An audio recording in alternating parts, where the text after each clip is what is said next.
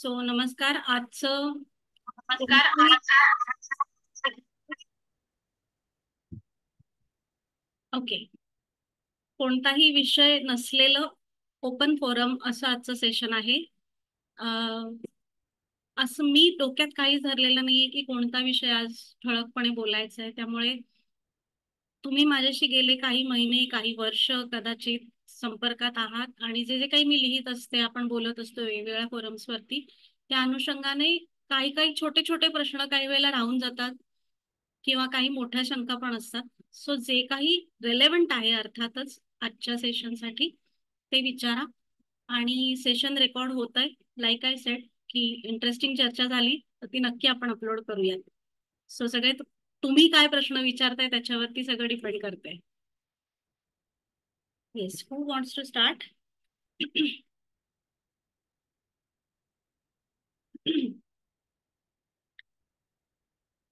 So काय करा, खाली हँडरेजचा जो ऑप्शन असेल तुमच्या स्क्रीनच्या बॉटमला हँडरेजचा ऑप्शन येतो, तो हँडरेज करा. म्हणजे मी एकेकाला आता अनम्यूट करेन, नाहीतर सगळ्यांनाच अनम्यूट ठेवलं तर क्लिअर काहीच कळणार नाही.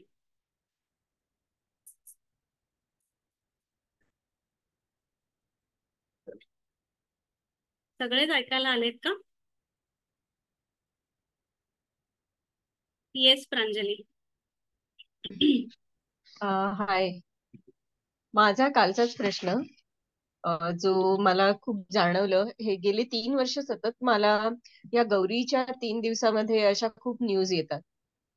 खूप लोक पास ऑन होतात आणि त्याचं काय आहे, म्हणजे कारण काय आहे, किंवा माझ्या मनाचे खेळ आहेत का, किंवा असं खरंच काही आहे का? या 3 दिवसात काही इंटेन्स एनर्जी असते का की ज्याच्यामुळे हे होतंय खूप? एक तर काय होतं की हे दिवस म्हणजे एकंदरीतच श्रावणापासून पार दिवाळी संपेपर्यंत सगळा हम्म. सणांचा आणि उत्साहाचा असा माहोल असतो. हो. आणि we expect all happiness around us. सगळं छान हम्म. असावं, मस्त मजा असावी. हम्म. त्यामुळे स्पेशली ह्या दिवसांमध्ये जेव्हा अशा घटना होतात तेव्हा त्या जास्त ठळकपणे आपल्याला जाणवतात. हम्म. हो. हे एक रिझन झालं. अ, वर्षभरही वेगवेगळ्या काही तिथी आहेत ज्या तिथींच्या आसपास हे होत असतं. वैशाख पौर्णिमा हा दिवस एक असा आहे ज्याच्या आसपास हे हो. प्रकार होतात. किंवा इतरही अशा तिथी आहेत ज्या पॅचेस मध्ये हे होत, म्हणजे निसर्गक्रम आहे तो, त्यामुळे ते होतच असतं. हा. फक्त ह्या दिवसांमध्ये जेव्हा हे होतं तेव्हा आपल्याला ते जास्त ठळकपणे जाणवतं. आणि दुसरी गोष्ट अशी आहे की या दिवसांमध्ये विशेषतः गणपती उत्सवामध्ये गेली 2 वर्ष, आता हे तिसरं वर्ष आहे, एनर्जी खूप जास्त इंटेन्स असते. तुम्हाला जर आठवत असेल तर गेल्या वर्षी सुद्धा आपण मॅजिकल माइंडसेटवर हे बोललोय की गेल्या गणपतीमध्ये सुद्धा बऱ्याच जणांना त्रास झाला. खूप अगदी डिप्रेशन येते की काय, इतका ताण होता, इतकं टेन्शन होतं. सो ह्या हो. दिवसांमध्ये एनर्जी खूप जास्त इंटेन्स असते, बरीच उलथापालथ सुरू असते. एक्झॅक्टली. सो हे होत आहे, गेली काही वर्ष हे सुरू आहे. विशेषतः गेल्या म्हणजे लॉकडाऊन नंतरचा जो पिरियड लॉकडाऊन बघितलात नंतर. ना, तर हे कन्सिस्टंटली तुम्हाला सणावारांच्या हे म्हणजे हे दिवस, गणेशोत्सव आणि देन दिवाळी, नवरात्र ते दिवाळी हा जो हो. पॅच असतो हा. सो बरोबर. That's happening. Thank you. Yes, who is next? कोणतेही प्रश्न विचारा, म्हणजे अजिबात असं मनात आणू नका की बापरे हा एवढा साधा सोपा प्रश्न आहे, काय म्हणतील, मला विचारू की नको. बिनधास्त विचार. येस शीतल. मला असं विचारायचं आहे की गेल्या काही दिवसांपासून, म्हणजे रादर आपण HPPचा मी क्लास केला, त्याच्यानंतर ऍक्सेस केलं, त्याच्यानंतर मी सेशन्स पण घेतेय रेग्युलरली, करतेय प्रॅक्टिस वगैरे करतेय. तर मला असं जाणवतंय की मला ना असं आध्यात्मिक गोष्टी, म्हणजे देवांच्या रिलेटेड असं ऐकण्याचं किंवा बघण्याचं मला असं आवडायला लागलंय. मला हे आधी कधी, म्हणजे I was never drawn to these kind of things before. Because म्हणजे मी नास्तिक नाही म्हणू शकत स्वतःला, पण मी अशी समोरनं देवळाच्या समोरनं गेले तर देवाला जे नमस्कार वगैरे करतात, I am not that kind of person. किंवा मला असं काही वेगळं फिलिंगही येत नाही. देवाकडे बघितल्यानंतर काही जणांना खूप आवडतं, म्हणजे भक्त वगैरे असतात, तसं माझं काही कधीच नव्हतं. पण हम्म. आजकाल असं मला जाणवायला लागले की मला इंटरेस्ट येतोय त्या गोष्टींमध्ये ऐकण्याची, किंवा त्यांच्याविषयी जास्त माहिती गोळा करण्याची जी वृत्ती असते ना, ते म्हणजे मी काय देवळात वगैरे जाते किंवा काही वाचते अशातला भाग नाही. पण असे वेगवेगळे पॉडकास्ट मी बघतेय किंवा ऐकतेय युट्यूब वरती वगैरे, ते मला ते आवडतंय. तर असं का होतंय, म्हणजे मला आवडतंय ते, I am happy about it, but still एक शंका म्हणून कशामुळे होत आहे? आ हा कशामुळे म्हणजे म्हणजे सुरुवात एवढा कशी निघाली आहे? एवढा चेंज, म्हणजे मला हे आवडतंय हे मला थोडस डायजेस्ट होत नव्हतं. पण आवडतंय दॅट आय ऍक्सेप्ट की आवडतंय मला. सो HPP आणि ऍक्सेस नंतर होतं काय ना, की तुम्ही जे जे रोल निभावत असता आयुष्यामध्ये, ओके, आपण एक एक प्रत्येकाने आपल्याला स्वतःला काही रोल्स असाइन करून घेतलेले असतात आणि एकच नसतो. आपण मल्टी स्टारर फिल्म मध्ये आपणच काम करत असतो सगळ्या भूमिकांमध्ये. त्या सगळ्या भूमिकांना थोड्या थोड्या डायल्यूट व्हायला लागतात आणि ऍक्च्युअल आपण कोअर मध्ये जे काही आहोत ना, त्याच्याशी आपलं कनेक्शन सुरू होतं. मग ते कुतूहलाच्या दृष्टीने असू शकतं किंवा सडनली एखादी इमोशन स्पाइक होणं या दृष्टीने असू शकतं. जे काही तुम्ही कोअर मध्ये आहात ते समोर येणार आहे, जे ज्याला आतापर्यंत वेळ देता आलेलाच नाहीये, देऊ शकला नाही आहात. सो प्रत्येकाचा HPP आणि ऍक्सेस हे कॉम्बिनेशन केलेली बरीच मंडळी येतात आता इथे. प्रत्येकाचा अनुभव वेगळा वेगळा आहे. तुला जसं स्पिरिच्युअल रिलिजियस गोष्टींमध्ये जास्त कुतूहल वाटते, तसं काही जणांच्या बाबतीमध्ये हे व्हायला लागले की मितभाषी किंवा पटकन न बोलण्याचा स्वभाव आहे तो बदलला. आता स्पष्टपणे बोलता येतं आणि समोरच्याला न दुखवता सांगता येतं. सो कोअर मध्ये कदाचित ती व्यक्ती स्पष्ट व्यक्ती असणार, कदाचित ती व्यक्ती स्वतःला मोडून तोडून बेंड करून घेणं तिला आवडत नसेल, पण करून घेतलं गेलं एवढी वर्ष, इतकं की आपण असे नाही आहोत हेही विसरलं गेलं. ओके, सो हे सगळे जे काही लेअर, कांदा जसा आपण एक एक एक एक लेअर काढत जातो ना, तसे ते बाहेरचे लेअर सगळे दूर व्हायला लागतात. आत्ता खूप छान उदाहरण मला आठवलं. गेल्या मला वाटतं 2 वर्ष झाली, अं, वणीच्या देवीचं, बरोबर ना, वणीच्या देवीवरचं जे लेपन केलं होतं, ती कशी आपण बघितली एवढी वर्ष, आणि ती ते सगळे लेयर्स तिचे खरवडून काढल्यानंतर आतली जी मूर्ती आहे ती केवढी सुंदर आहे. देवी बदलली का? नाही, देवी होती तीच आहे. फक्त वर्षानुवर्ष जे तिच्यावरती लेपन केलं गेलं ते निघाल्याने तिचं मूळ स्वरूप समोर आलं. हे आपलं व्हायला लागलं. So have fun with that also. Yes. Vaishali.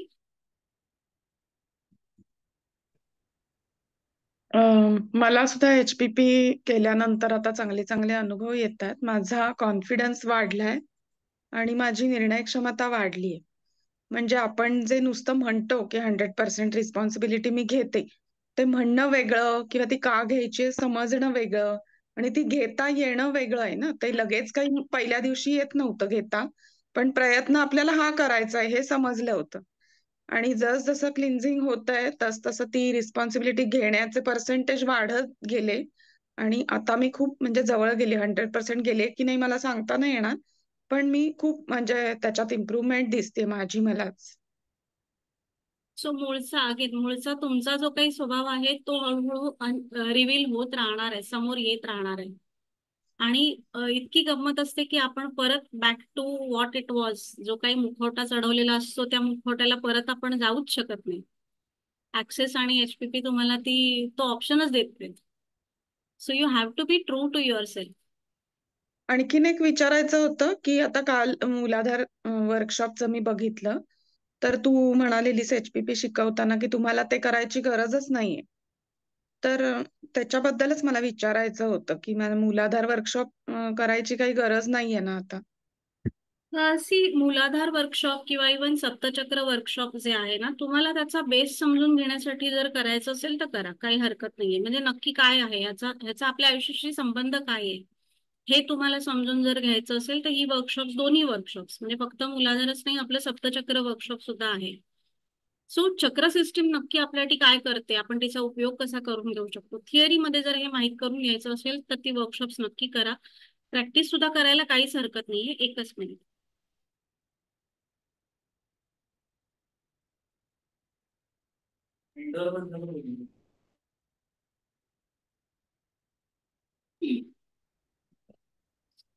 Practice सुद्धा करायची असेल तरीही हरकत नाहीये. बट लाईक आय सेड की HPP ऍक्सेस जर PhD असेल तर हे सगळं ग्रॅज्युएशन लेवल त्याच्याही खाली वगैरे असं आहे. So if you are really very inclined towards that, खूप इच्छा आहे, समजून तरी घ्यायचंय बुवा काय असतं हे, तर नक्की करा. Otherwise HPP access is enough. जे काही तुमचा जो काही पाथ आहे, आता जसं प्रांजलीने सांगितलं किंवा सई साने आता लॉग इन झाले, तिचे काही काही अनुभव, सई कुलकर्णी आहे, आता नव्या बॅच पैकी सुद्धा काही मंडळींना जे जे अनुभव येतात. सो इट्स व्हेरी, ऑलरेडी तुमची ती सगळी अलाइनमेंट होऊ लागतेच. हा, तेच विचारायचं. येस म्हणजे आणि एक दोन प्रश्न जरा वेगळे आहेत, म्हणजे ते जर तुला योग्य वाटलं तर सांग. व्हेरीफाईड अकाउंट असतं ना ते ब्ल्यू टिक वालं, तर ते कशासाठी करायचं असतं, म्हणजे ते करायचं म्हणजे करावं की नाही असं? गरज नाही त्याची. व्हेरीफाईड अकाउंट हे इट्स लाईक अ सबस्क्रिप्शन. दर महिन्याला त्याचे चार्जेस असतात हा. आणि त्याने तुमच्या रीच मध्ये, इट्स व्हेरी नाईस. हा म्हणजे मला आवडला हा प्रश्न. आपण फक्त हिलिंग नाही, तुम्ही वाटेल ते विचारलं तरी त्याची उत्तरं देण्याचा प्रयत्न नक्की मी करणार. Thank you for this question. So subscription सारखं आहे, महिन्याला त्याचा 600-700 रुपये खर्च असतो, पण त्याचे बेनिफिट्स म्हणाल तर तसे फार काही नाही आहेत. रीच तुमचा बिना व्हेरीफाईड असाल तरी सुद्धा तुमचा तुम्हाला एफर्ट्स टाकून कन्सिस्टन्सी ठेवून वाढवता येतो. व्हेरीफाईड अकाउंट झालं म्हणून फार काही वेगळी ट्रीटमेंट झोक्या देत नाही आपल्याला. हा, नाही ते सारखं विचारतात ना, म्हणून मी म्हटलं विचारूया, तो आपल्याला त्याचा माहिती बिझनेस नाही. वाढवतोय, तो तुम्हाला सांगतोय तुम्ही तुमचा बिझनेस कसा वाढवा, सारखं विचारत राहा. आणि दुसरं म्हणजे माझं पेज आहे ज्वेलरीचं, त्याच्यावर सारखं प्रत्येक पोस्ट काही केली की त्याच्यावर बूस्ट पोस्ट असं येतं. ते पण असंच आहे का, म्हणजे त्याचे पण पेड चार्जेस असतं, असतात का? पेड हा असतं. हा, ओके. येस. मनीष.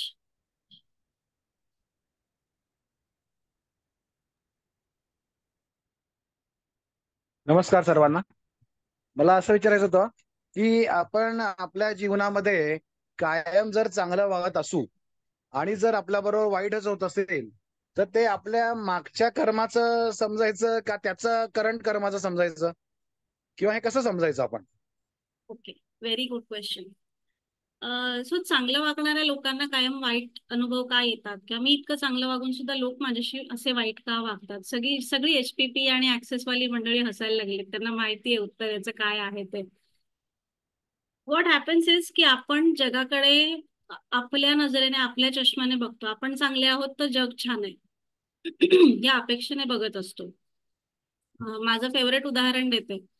मी हरिण आहे, मी गवत खातो, तर मला सिंहाने खाऊ नये, हे होणार नाहीये. निसर्गाच्या नियमांमध्ये हे बसत नाही.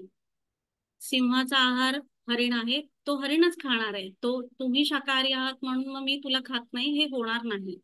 ओके. हा. सो इथे हरिण स्वतःला प्रोटेक्ट कसं करू शकतं, तर सिंहाला सिंह म्हणून आयडेंटिफाय करणं गरजेचं असतं. हा माझी शिकार करणार आहे किंवा ह्याचं नेचरच शिकार करणं हे आहे, हे जर हरणाला समजलं तर तो हरण त्याच्या गळ्यात गळे घालून मैत्री बित्रीचे वगैरे कुठलेच उपक्रम करायला जाणार नाही. वेन वी से दिस, प्रत्यक्ष आयुष्यात हे कसं अप्लाय करायचं, तर मी चांगली व्यक्ती आहे आणि मला लोकांमध्ये चांगुलपणाच शोधायचा असतो, हे इतकं बिंबवलं गेलं, इतकं कंडिशनिंग झालंय की त्यामुळे काही वेळेला समोरची व्यक्ती वाईट आहे किंवा समोरच्या व्यक्तीच्या हेतूमध्ये खोट आहे हे मला कुठेतरी सेन्स होत असतं. आपला 6वं इंद्रिय जे आहे, 6th सेन्स, हे सांगत असतं आपल्याला की नाही, गडबड आहे बॉस, रुको. पण नाही आपण कोणाला वाईट म्हणायचं, कोणामध्ये दोष शोधायचे नाही, याच्या आहारी इतके गेलोत आपण की आपण त्या 6th सेन्सना एक्नॉलेज करत नाही, आणि देन मग जो धक्का लागायचा तो लागतो. प्रत्येक व्यक्तीला किती तुम्ही वाईट धक्के खाल्लेले असले ना, प्रत्येक प्रसंगामध्ये बॅकलॉग जर काढून बघितलात किंवा बॅकट्रॅक करून बघितलं ना, तर तुम्हाला आठवेल की एक ना एक सूचना तुमच्या मनाने तुम्हाला दिलेली होती, जी आपण दुर्लक्षित केल्यामुळे मग पुढचा सगळा घटनाक्रम झाला. आपण पुढच्याला स्वतःला वापरून घेऊ दिलं आणि त्याचा त्रास आपल्यालाच होतो, कारण समोरचा क्लिअर असतो, त्याला तुमचा वापर करून घ्यायचा आहे या बाबतीत तो क्लिअर असतो. गोंधळ त्याच्या डोक्यात नसतो, गोंधळ आपल्या एंडला असल्यामुळे आपल्याला त्रास होतो. सो ऍक्सेस मध्ये आपण म्हणजे थिअरी जेव्हा तुम्ही समजून घ्याल ना ऍक्सेस बार्स, ऍक्सेस कॉन्शियसनेसची, सो कॉन्शियसनेस काय आहे, ऍक्सेस कॉन्शियसनेस काय आहे. So consciousness tells you to identify and understand जी काही समोरच्या व्यक्तीचा जो काही स्वभाव आहे, नेचर जे आहे ते काय आहे ह्याची जाणीव करून घेणं, ते ऍक्सेप्ट करणं, रादर ते अलाउ करणं. हा असा आहे, ही गोष्ट अलाउ करणं, हेच ऍक्सेस शिकवतं. याचा अर्थ आपण त्याला लेबल करतो का प्रत्येक वेळेला आपण त्याला वाईटच आहे, आता हा आला ना हा त्रासदायकच आहे, हे नाही करत. आपण फक्त त्या गोष्टीची जाणीव ठेवतो की हा प्रॉब्लेमॅटिक माणूस असू शकतो, हा त्रासदायक माणूस असू शकतो. ती जाणीव विकसित व्हायला हवी. तर तुमचा हा जो पॅटर्न, हा बऱ्याच जणांचा पॅटर्न असतो. तुम्ही बोलला आहात, काही जण आहेत जे बोलले नसतील आतापर्यंत, किंवा काही जणांना आत्ता लक्षात आलं असेल की हो भाई माझ्याही बाबतीत होती. सो तो ब्रेक करायचा जर पॅटर्न, तर हेच करायचं की समोरच्याला तो जसा आहे ना तसा समजून घ्यायला आणि ते ऍक्सेप्ट करायला सुरुवात करणं, हे इम्पॉर्टंट आहे.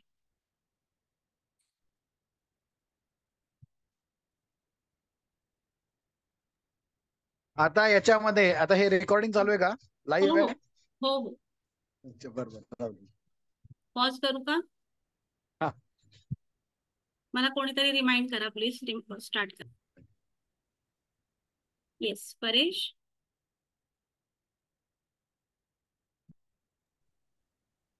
मॅम, सोल कम्युनिकेशन आणि किंवा टेलिपॅथिक कम्युनिकेशन आणि ऍक्सेसचा टीटी कोर्स याच्यात काय फरक आहे?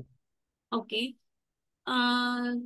वेल, सो मी आधी ह्या दोन्ही गोष्टी आहेत काय हे सांगते, कारण बरीच मंडळी आहेत ज्यांना हे काय शब्दच कानावर पहिल्यांदा पडले असू शकतात.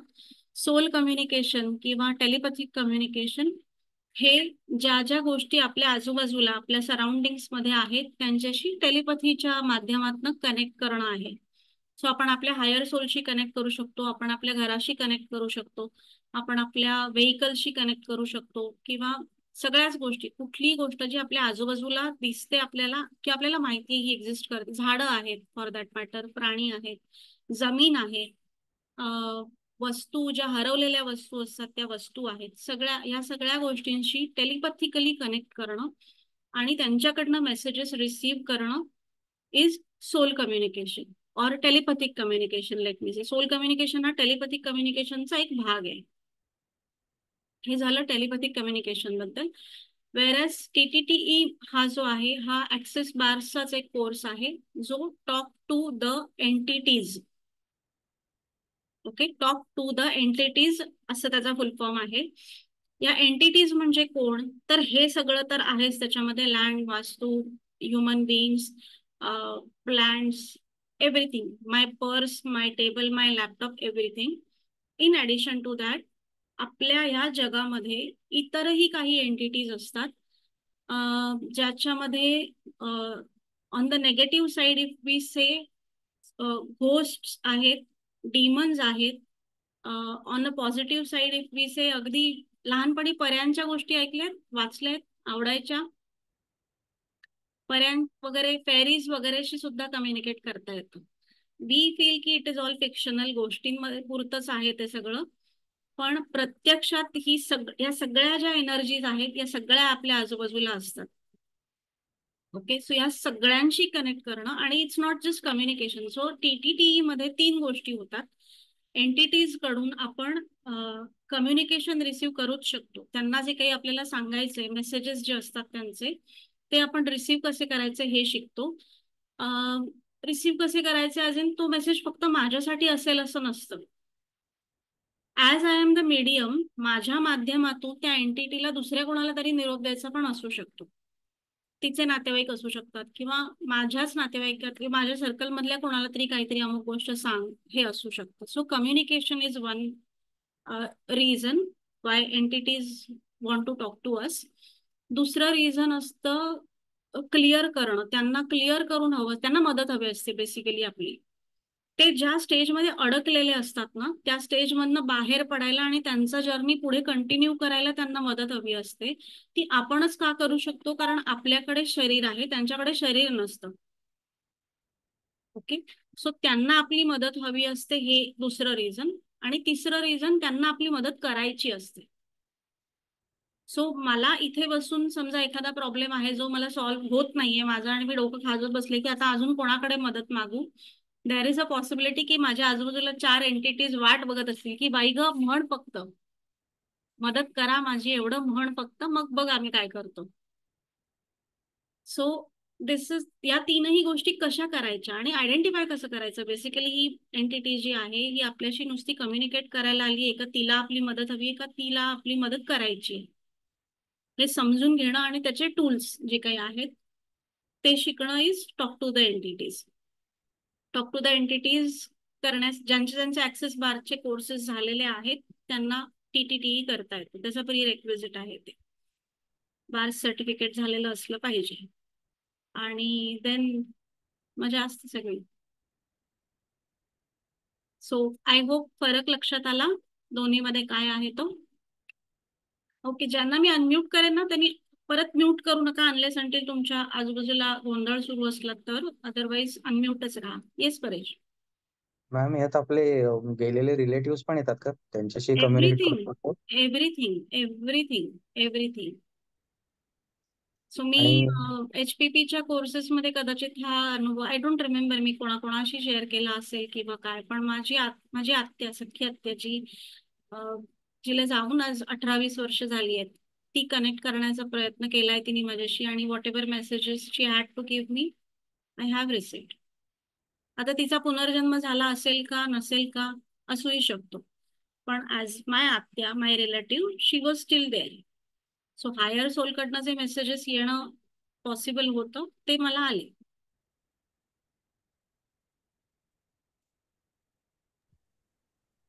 आणि काही बिंग्सना आपण बघू पण शकतो का? May be not. In your case baby yes.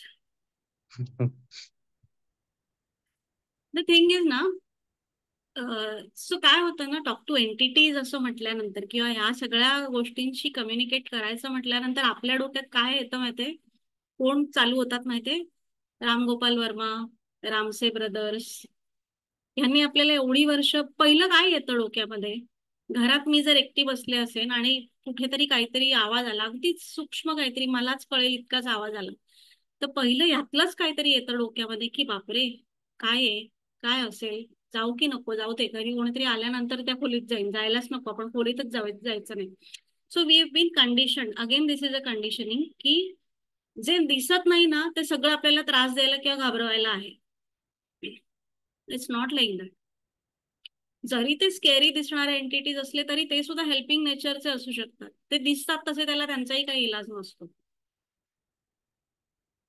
So yes, that also is possible. Okay, next घेऊ श्वेता. Hello, yes. मला एक्सपिरियन्स ऍक्च्युली शेअर करायचे. प्रश्न माझे फार नाहीयेत किंवा असं प्रश्न विचारावा असं अजून त्या ह्याच्यापर्यंत मी गेले नाही. पण जसं आपलं त्या दिवशी बोलणं झालं तसं घरी आल्यानंतर मी जे सेशन 2 दिले, तर त्यातलं एक जण 7 वर्षाची, म्हणजे माझी मुलीलाच दिलं मी आणि हसबंड. तर त्या दोघांचाही अनुभव खूप वेगळा होता. म्हणजे छोट्याशा त्या मुली, ती झोपली नाही बिलकुल. ती का झोपली नाही ते नाही कळलं. रात्री 10:30-11ला दिलं मी, पण ती पूर्ण सेशन म्हणजे वळवळ चालूच होती तिची. पण तिने मला सेशन झाल्यावर सांगितलं की मला खूप हलकं वाटतंय. हलकं वाटतंय हा रिप्लाय, म्हणजे तिला जड वाटत होतं हे पण माहित नव्हतं तिला. पण ती म्हणाली की मला खूप अचानक रिलॅक्स आणि हलकं वाटतंय. आणि हसबंडचा आता असा प्रॉब्लेम आहे की खूप जास्त वर्क प्रेशर आहे आणि मेकॅनिकली रोज सकाळी उठायचं आणि ऑफिसला जायचं. ज्या दिवशी मी त्याला सेशन दिलं त्या दिवशी सकाळी तो उठून, आणि मला असं खूप मनातून फील होतं की हा खूप मेकॅनिकली काम करतोय, ऑटो पायलट मोडवर. हा शब्द तुम्ही जो त्या सेशन मध्ये पण म्हणाला होता. त्याने उठल्या उठल्या मला सांगितलं मी खूप ऑटो पायलट मोडवर गेले, कित्येक महिने झाले काम करतोय, आज मला नाही जायचंय ऑफिसला. आणि जॉईन केल्यापासून आजारी न पडता ही घेतलेली माझी पहिली सुट्टी आहे आणि मी आज सुट्टी घेणार आहे. आणि त्यावेळेला त्याच्या मनात हे नव्हतं की मला कोणी रागवेल, माझा बॉस मला काय म्हणेल, माझा सबऑर्डिनेट मला फोन करून पिडेल. आणि फॉर अ सरप्राईज एकही कॉल आला नाही दिवसभरात की तू कुठे आहेस. Like he was on a holiday किंवा ट्रिप किंवा काय. ती जी काही मोमेंट होती ती माझ्यासाठी पण खूप सरप्राइझिंग होती. आणि म्हणजे मी त्याने या पर्टिक्युलर फर्म मध्ये जॉईन केल्यापासून वर्षभरात त्याला रिलॅक्स एवढं पहिल्यांदा बघितलं. आणि तोच शब्द जो माझ्या मनात की हा खूप मेकॅनिकली काम करतोय, तो म्हणला मी इतके दिवस झाले विचारच केला नाही की मी मेकॅनिकली ऑफिसला जातोय आणि आज नाही जायचंय मला. My body is asking to rest. So this is where you are. Okay, last sentence जे बोललीस तेच मी आता म्हणणार होते, की त्याच्या एनर्जीने, त्याच्या बॉडीने तुला कम्युनिकेट केलेला तो मेसेज होता. ऑटो पायलट मोडवर हा काम करतोय हे तुझ्या लॉजिकल माइंडचं फाइंडिंग नाहीये. त्याच्या हा, एनर्जी तुला सांगितलं की मी ऑटो पायलट मोडवर काम करतोय, माझ्या लक्षात आलं हे. अँड बरोबर. गुड दॅट ही टूक अ ऍक्शन अबाउट इट. म्हणजे त्याने त्याच्यात काही कुठला फोर्स ऍड नाही केला. आणि आपलं हे सेशन म्हणजे एचपीपी पण झालं आणि ऍक्सेस झाल्यापासून ना थोडीशी कुठल्याही गोष्टीची इंटेन्सिटी कमी झाली, असं आहे माझा पर्सनल एक्सपिरियन्स आहे. म्हणजे दुःख असेल सुख असेल त्याची जी इंटेन्सिटी, दुःख झालं तर अरे बापरे आता काय करावं, म्हणजे एकदम सॅडच काहीतरी होतंय आपल्या बाबतीत, हेही कमी झालंय. आनंद झाला तरी हा ठीक आहे, ओके हे हे उद्या पण होणार आहे, हे झालंय. म्हणजे हे कुठेतरी बी इन अ प्रेझेंट. म्हणजे मी परवा आईला काहीतरी समजावताना म्हणलं आत्ताचा विचार कर ना, तू प्रेझेंट मोमेंटचा विचार कर. आणि ती अशी माझ्याकडे बघत होती की काय प्रेझेंट मोमेंट, माझं काहीतरी मला होतंय तू काय मला एक्सप्लेन करते. बट मला ते असं होतंय की आत्ताचं बोलूया आपण, आजचं किंवा उद्याचं नको. हे म्हणजे कालचं आणि उद्याचं नको, आजचं बोलूया. आणि आता आईकडे गौरी असतात, म्हणजे मी माझ्या लहानपणापासून खूप करते गौरींचं, घरात असल्यावर करतोच आपण, पण मी डिफॉल्ट करते त्या सणाकरता. मला ती एनर्जी म्हणा, तो सण म्हणा, मला फार अट्रॅक्ट करतो. म्हणजे अगदी ऑफिसमध्ये मी जेव्हा बॅचलर होते तेव्हा पण मी सांगायचे की मी दिवाळीची सुट्टी नाही घेणार, पण मला गौरींची 3 दिवस सुट्टी द्या. आणि मी पंढरपूरला जाऊन आईसाठी ते सगळं करायचे. या वर्षी असं झालं की मी मागच्या वर्षी पूर्ण गौरींचा स्वयंपाक करण्यापासून केलं, समोर पडलं ते माझ्यावर आणि मी केलं. या वर्षी काहीच नाही, मी लिटरली जेवायला गेले, फक्त गौरी आणायला गेले. आणि ज्या वेळेला मी संध्याकाळी आरतीनंतर आपण नमस्कार करतो ना, माझे हात गरम झाले होते. आणि I never feel that energy before this. आणि मला असं थोडंसं झालं की आपण हलतोय का, म्हणजे आपण हलतोय असं. आणि त्या रूम मध्ये फक्त मी आणि त्या दोघीच आहेत असं मला फील झालं. बट मला ना समहाऊ हे सगळं खूप नवीन आहे ना, सो थोड्याशा आवाजाने मी पटकन जागी झाली. रात्र मी स्वतःला जागं केलं खरं तर, कारण त्या मोमेंटला मला थोडीशी भीती वाटली करेक्ट. की काहीतरी वेगळं होतंय. आणि इथे आसपास म्हणजे तिथे घरातलेच होते सगळे, त्या सगळ्यांना माहित नाहीये मी आता काय करते काय नाही, किंवा माझं आता कोणती फेज चालू आहे. त्यामुळे त्यांना मे बी टेन्शन आलं असतं किंवा काय, असं मला वाटलं. आणि मी पटकन जागी झाले, पाणी वगैरे पिले आणि परत दुसऱ्यांदा मी नमस्कार केला की ठीक आहे मला प्रेझेन्स कळलाय. बट म्हणजे एवढंच आता मला पुरे. सोचतंय. हा, मला एवढंच सोचतंय असं मी करेक्ट. सांगितलं. This is one more wonderful way of dealing with the energy. जिथे जिथे तुम्हाला असं वाटतं की हा बस मला आता या क्षणी एवढंच झेपणार आहे, the hmm. Moment you tell your angels, किंवा आता तुला जो अनुभव आला तो, किंवा असे जे एंटिटीज जाणवतात कुठेही कुठल्याही सिच्युएशन मध्ये, the moment you make that choice की पुरे थांबूया आता, हम्म. थांबतात. They respect your choice, all of them. हे कायम लक्षात ठेवा. ज्यांना ज्यांना इथे अजूनही इतर कोणी मंडळी नवीन असतील त्यांच्यापैकी लक्षात घ्या की तुम्हाला जर कुठेही असा जाणीव होते बघा काय काय वेळेला इकडे कुठली तरी एनर्जी आहे, चांगली पण असते कधी कधी, नेहमी काय वाईटच असतं असं नाही, जाणवतं आणि त्याची भीती पण वाटते, किंवा इंट्युशन्स येतात त्याची पण भीती वाटते. आधीच कळतं मग मला नको वाटतं मला, कारण मला जे कळतात त्या गोष्टी फार टेन्शन देणाऱ्या असतात. So the moment you tell universe की नको मला हे नाही सोसत आहे, स्टॉप कर, युनिव्हर्स स्टॉप्स इट.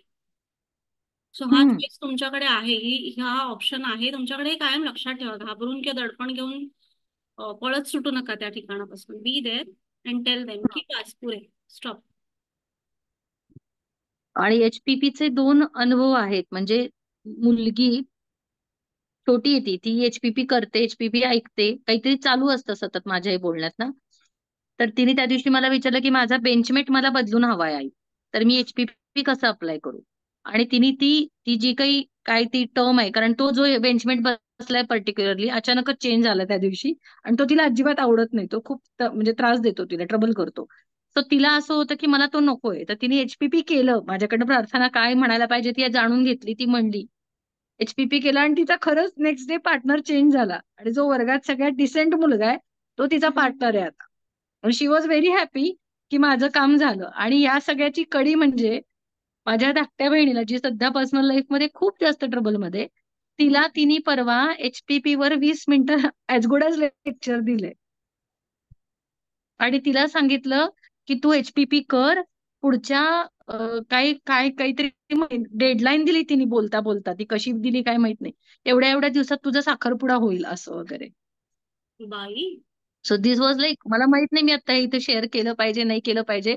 आणि आम्ही जेवत होतो सगळे, तिचं एकटीच जेवण झालं होतं आणि ती अशी तिला कोपऱ्यात घेऊन बसली होती, काय सांगत होती काय माहिती. म्हणजे काय सांगतेस आई, मी जरा HPV बद्दल बोलतीये असं तिने सांगितलं. What else is possible. हा,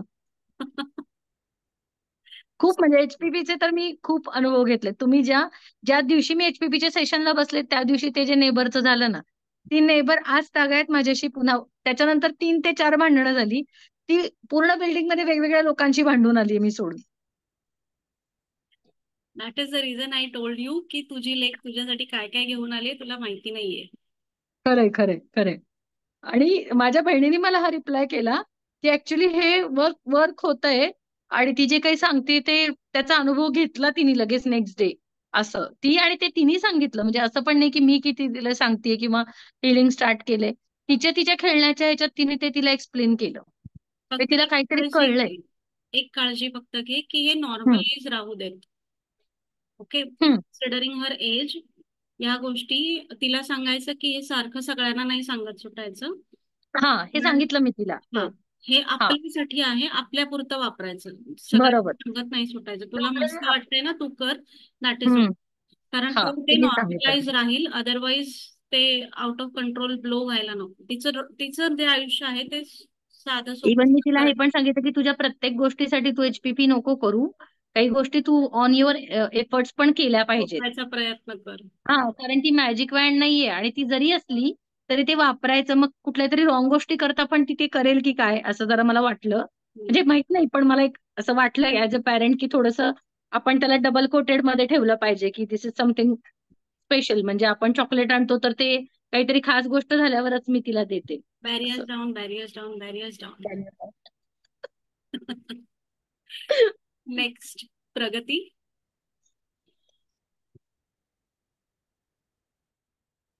हॅलो, आवाज येतोय? हा बोला. हॅलो, बोला. हा, तर मला विचारायचं होतं की जसं ऍक्सेस बार बद्दल विचारायचं होतं मला. तर माझे लास्ट 2 इयर्स पासून मेडिकल इश्यूज खूप आहेत. मग असं एकही दिवस नाही की माझं काही दुखत नाही. म्हणजे आठवड्यातून 4 दिवस मला मेडिसिन घेतल्याशिवाय संध्याकाळी झोप येत नाही. मेडिकल्स रिपोर्ट केलेत पण मग कसं नॉर्मल की काही खूप सिव्हिअर नाही, पण दुखणं चालूच आहे. आणि रिलेशनशिप मध्ये खूप इश्यूज आहेत माझे, खूप. म्हणजे आफ्टर लॉकडाऊन जे म्हणतात ना की ईस्ट टू वेस्ट असा प्रकार झाला माझ्या बाबतीत. आणि मी स्टील अनमॅरिडच आहे, 33 माझं एज कम्प्लीट आहे. मग ते ह्या सगळ्यामुळे कसं आहे, करिअर अनसेटल्ड आहे, रिलेशनशिप डिस्टर्ब आहेत, फ्युचर प्लॅन्स काही नाही आहेत, जे काही ठरवेल ते सगळं अगेन्स्ट जात आहे. आणि स्टॉक मार्केटमध्ये वर्क करत होते तर म्हणजे करते अजून पण तिथेही लॉसेस आहेत. म्हणजे शिकूनही मला प्रॉफिट करता येत नाही. मी या सगळ्यामुळे कुठेतरी मी डिप्रेशनकडे टर्नओव्हर झाली. आणि रिलेशनशिपच्या बाबतीत म्हणताल तर माझ्या पॅरेंट्सने, वडिलांबद्दल माझे जास्त इश्यू आहेत. मी आधी अवॉइड करायचे पण माझे ते इश्यू एवढे वाढलेत ना की ते तोंडही पाहत नाहीत माझं एका घरात राहून. सो मग त्याचा खूप त्रास होतो. मी ज्या वडिलांसाठी खूप एवढं ऍडजस्टमेंट किंवा म्हणतात आपण स्वतःबद्दल कधी सो मी विचार नाही जसं केला, पण ते मेसेज मला मध्ये लिहिलं प्रॅक्टिकली होतं ना यूज करत प्रगती, होते. एक मिनिट मी तुम्हाला इंटरप्ट करते. मी जसं मेसेज मध्ये लिहिलं होतं की पर्सनल हो. कन्सल्टेशन आता ह्या कॉलवर नाही होणार, हम्म. पण मला तुम्हाला काय हा. विचारायचंय त्याचा अंदाज आला. हे रेकॉर्ड होत हो आहे म्हणून मी तुम्हाला कट करते. अजून हो, ठीक आहे, ठीक आहे, बोला. आता नका देऊ. हम्म. हम्म. सो बेसिकली ना आपल्या आयुष्यामध्ये हेल्थ, वेल्थ, रिलेशन आणि प्रोफेशन हे 4 मुख्य एरियाज असतात. जे जर व्यवस्थित असले तर लाईफ सेट असते, राईट. आणि हेल्थमध्ये इश्यूज झाले की वेल्थ, रिलेशन, प्रोफेशन आपोआपच हळूहळू अफेक्ट होतात, तिथे त्रास होतो. प्रोफेशनमध्ये इश्यूज असले तर तुमची हेल्थ पण अफेक्ट होते, रिलेशन स्पॉइल होतं, सगळं ते गुंतलेलं असतं. 4ही गोष्टी ज्या आहेत त्या गुंतलेल्या असतात. सो ऍक्सेस बार्स बद्दल तुम्ही जो विचारला प्रश्न, सो ह्या सगळ्यावरती ऍक्सेस किंवा HPP मदत करू शकतं का? येस, डेफिनेटली मदत करू शकतं. हे सगळं आपल्या आयुष्यामध्ये का असतं? बिकॉज आपणच ती सीड्स घेऊन हा जन्म घेतलेला आहे. आपण हा जर्नीच सुरू केला तो ह्या सगळ्या गोष्टी अनुभवण्याच्या हेतूने. प्रत्येकाच्या आयुष्यामध्ये जे जे काही आता घडतंय ते सगळं घडतंय because you have made that choice.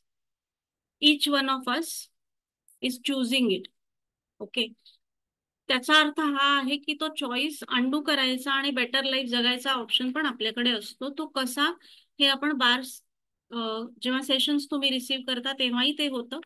Sessions receive करण्याने पण तुम्हाला सेम रिझल्ट मिळू शकतो. तुम्ही शिकलात तरीही तुम्हाला रिझल्ट स्वतःसाठी क्रिएट करता येतात, किंवा HPP शिकून घेतलं तरीही तुमचे हे प्रॉब्लेम सॉल्व्ह होऊ शकतात. ना प्रॉब्लेम अडतं कुठे ते सांगते की मला मी जर चुकत नसेल तर आपण कदाचित याच्या आधी मला वाटतं जवळजवळ 6-8 महिन्यापूर्वी बहुधा बोललेलो असावं. आय डोंट नो, कारण तुमची केस मला ऐकल्यासारखी वाटते किंवा मे बी दुसऱ्या कोणाची असेल. नाव जेव्हा आपल्या समोर ह्यातले सोल्युशन्स येतात तेव्हा आपण ऍक्शन किती पटकन घेतो आहोत. ओके, मगाशी जे सांगितलं की सिक्स सेन्स आपला सांगत असतो, जेव्हा आपल्याला धोक्याची सूचना देतो ना, तो आपला सिक्स सेन्स आपल्याला हे तुझ्या उपयोगाचं आहे, हे कर, आत्ता लगेच कर, हेही सांगत असतो. पण आपण ऍक्शन घेण्यामध्ये कमी पडतो because of our own resistance and because of the seeds also. आपल्याला त्यातनं बाहेर पडायचं नसतं. कळत असतं त्रास होतोय, पण तरीही बाहेर पडायला जी कृती करायला पाहिजे ना, पहिली पायरी जी ओलांडायला पाहिजे ती होत नसते. सो तो जो पुश आहे तो आपल्याला आपल्या लॉजिकल किंवा हट्टाने द्यावा लागतो. म्हणजे आता आपल्या ह्या सेशन मध्ये एक व्यक्ती मला माहिती अशी, I will not tell the name, that's not even important, कारण ही स्टोरी बऱ्याच जणांची असू शकते. सो HPP कोर्स बद्दल कळलं तेव्हा मला इतका रेजिस्टन्स आला की मला नाहीये करायचा हा कोर्स. आणि जेव्हा मला कळायला लागलं की मला हा रेजिस्टन्स येतोय हा कोर्स करण्यामध्ये, मीच स्वतःला थांबवतेय, मी ताबडतोब पैसे भरून मोकळे झाले आणि मी कोर्स केला. हे आपल्या HPPच्या कोर्स मधल्या एका स्टुडंटने दिलेला फीडबॅक आहे. जेव्हा तिला समजलं की हा HPPचा कोर्स आहे, याच्यामध्ये हे कव्हर होणार आहे, हे कव्हर होणार आहे, यातनं माझे हे प्रॉब्लेम सॉल्व्ह होऊ शकतात, तिची एनर्जी लिटरली त्या गोष्टीपासून पळायला लागली, दूर पळायला लागली. नाही मला करायचंय, मग मला जमणारच नाही, मग वेळच ऍडजस्ट होणार नाही, मग माझ्याकडे पैसेच नाही आहेत. हे सगळं जसं ट्रिगर व्हायला लागलं ना, within an hour she realize probably की or may be in a day or two की हा माझा रेजिस्टन्स आहे, मीच त्या रेजिस्टन्स मधनं कारण काढतीये. आणि हे रिअलाइज झाल्या क्षणी तिने कृती काय केली तर तिने ऍडमिशन घेऊन मोकळी झाली. आता या क्षणी तिचं HPP पण झालेलं आहे. तिच्या लाईफ मधले एक एक प्रॉब्लेम सुटायला लागतील, अजून खूप जास्त स्पीडनी लागतील, पण तो रेजिस्टन्स तोडण्याची पहिली जी कृती आहे ती तिने केली, म्हणून हे सगळं होऊ शकले. राईट.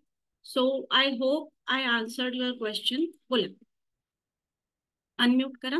तुम्हाला एक विचारायचं होतं, ऍक्सेस बार सेशन्स किंवा कोर्स HPP हे कोणतं बेनिफिशियल आहे फर्स्ट ऑफ ऑल? दोन्ही पैकी म्हणजे दोन्ही इक्वल काम करतात तुमच्यावरती. फरक काय आहे दोन्हीमध्ये? ऍक्सेस बार साठी तुम्हाला समोर असावं लागतं, HPP साठी समोर असण्याची गरज नसते. आणि HPPचा कोर्स जो आहे तो ऑनलाईन होतो. दररोज आपण दीड एक तास, 1 ते 1.5 तास बसतो. ऍक्सेस बारचा कोर्स आहे तो अगेन ऑनलाईन होत नाही, तो ऑफलाईनच होतो. एवढाच फरक आहे दोन्हीमध्ये. सो दोन्हीपैकी जो कोणता तुम्हाला आत्ता शक्य आहे ह्या लॉजिस्टिक्सच्या दृष्टीने, तिथून तुम्ही सुरुवात करू शकता. Yes, Vaishali.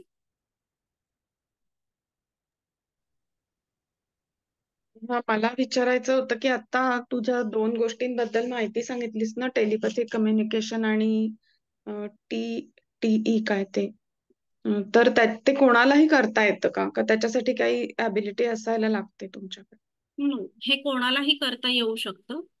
Soul communication, telepathic कम्युनिकेशनचा आपला जो कोर्स लागेल तो कोणीही करू शकणार आहे, त्याला काहीच प्री रेक्विजिट नाही आहे. तो पण ऑनलाईन कोर्सच असेल आपला. आणि जसं आपण HPP साठी एक सलग 10 दिवस भेटलो, तसं मे बी सोल कम्युनिकेशन आपला 7-8 दिवस वगैरे होणार आहे. आणि तो जो कोर्स आहे सोल कम्युनिकेशनचा, तो मी आणि सई कुलकर्णी आम्ही दोघी मिळून घेणार आहोत. टॉक टू एंटिटीज जो आहे त्याला प्री रेक्विजिट आहे ऍक्सेस बारचं सर्टिफिकेट झालेलं असणं आवश्यक आहे. सो पहिला बेसिक जो आपला कोर्स आहे ना बार सर्टिफिकेटचा, तो झालेला असणं आवश्यक आहे. आणि तो पण तू घेतेस का TTE? TTT मी नाही शिकवत, कारण मी त्याची फॅसिलिटेटर नाहीये, पण मी तो अरेंज करते आहे. सो जी मंडळी ऍक्सेस बार शिकलेली आहेत त्यांना पण आत्ताच अनाऊन्स करते, या कोर्स साठीचं प्लॅनिंग माझं झालेलं आहे. आणि त्याच्यासाठी तो आपला मोस्टली दिवाळी किंवा दिवाळीच्या नंतर लेट्स सी, म्हणजे ऑक्टोबर तर नक्की उजाडणार आहे त्याला, एंड ऑफ ऑक्टोबर. आणि त्याच्या आधी टीटीटीच्या कोर्सची फी मॅनिफेस्ट करण्यासाठीचा मनी कोर्स आपण घेणार आहोत. ओके, सो ऍक्सेस बार सर्टिफिकेट ज्यांचं ज्यांचं झालेलं आहे त्यांना आणि HPP झालेलं आहे त्यांना सुद्धा या मनी कोर्समध्ये निमंत्रण आहे. So be ready. आणि अजून त्याच्या संदर्भात असं विचारायचं आहे की तू जे म्हणालीस की ते जे आपल्या आजूबाजूला असतात एंटिटीज वेगवेगळ्या कारणांसाठी, तर त्यांनी जर एखाद्या कारणासाठी आपल्याला मदत मागितली आणि आपण त्यांना नाही म्हटलं तर ते काही त्रास देऊ शकतात का आपल्याला? नाही, ते दुसऱ्या कोणाकडे तरी जातात आणि दुसऱ्या कोणाची तरी हेल्प घेतात. सी, तू माझी मदत केली नाहीस हा, आता लक्षात ठेवणार मी आणि बघ आता तुला तुझी वेळ येऊ देत, मग बघ काय करते. हा जो सगळा आहे ना प्रकार, हा फक्त 2 हात 2 पाय आणि 1 मेंदू असलेला प्राणीच करतो, म्हणजे आपण. याच्या पलीकडे कोणीही असे हिशोब ठेवत नाही. असे स्कोअर सेटल करण्याची कोणालाच इच्छा नसते. Okay, everybody is okay with whether you help them or not. त्या रियाल्म मध्ये गेल्यानंतर म्हणजे हे शरीर सो या शरीराबरोबर तुम्ही HPP केलेलं आहे, यू नो. आपल्याला इमोशन्स मिळतात, आपल्याला पंचेंद्रिय मिळतात. या सगळ्यामुळे जे काही घोळ आपण घालत असतो ना गेली 50, 60, 70, 80 वर्ष इथे जन्माला आल्यानंतर, ते फक्त आपणच घालतो. आणि हे शरीर संपल्यानंतर आपल्यालाही रिअलाइज होतं की अरे केवढा वेळ उगाचच वाया घालवला. Okay, so they don't hold it against you. आणि मोर ओव्हर ते कसं मॅनेज करायचं हेच तर TTT मध्ये शिकत असतो ना आपण. सो त्यांना हेल्प करायची म्हणजे असं खूप अशी अवाढव्य टास्क वगैरे काही नसतात. They want very basic sort of help, जी आपल्या कपॅसिटीतली असते, म्हणूनच ते आपल्या जवळ आलेले असतात. प्रांजली.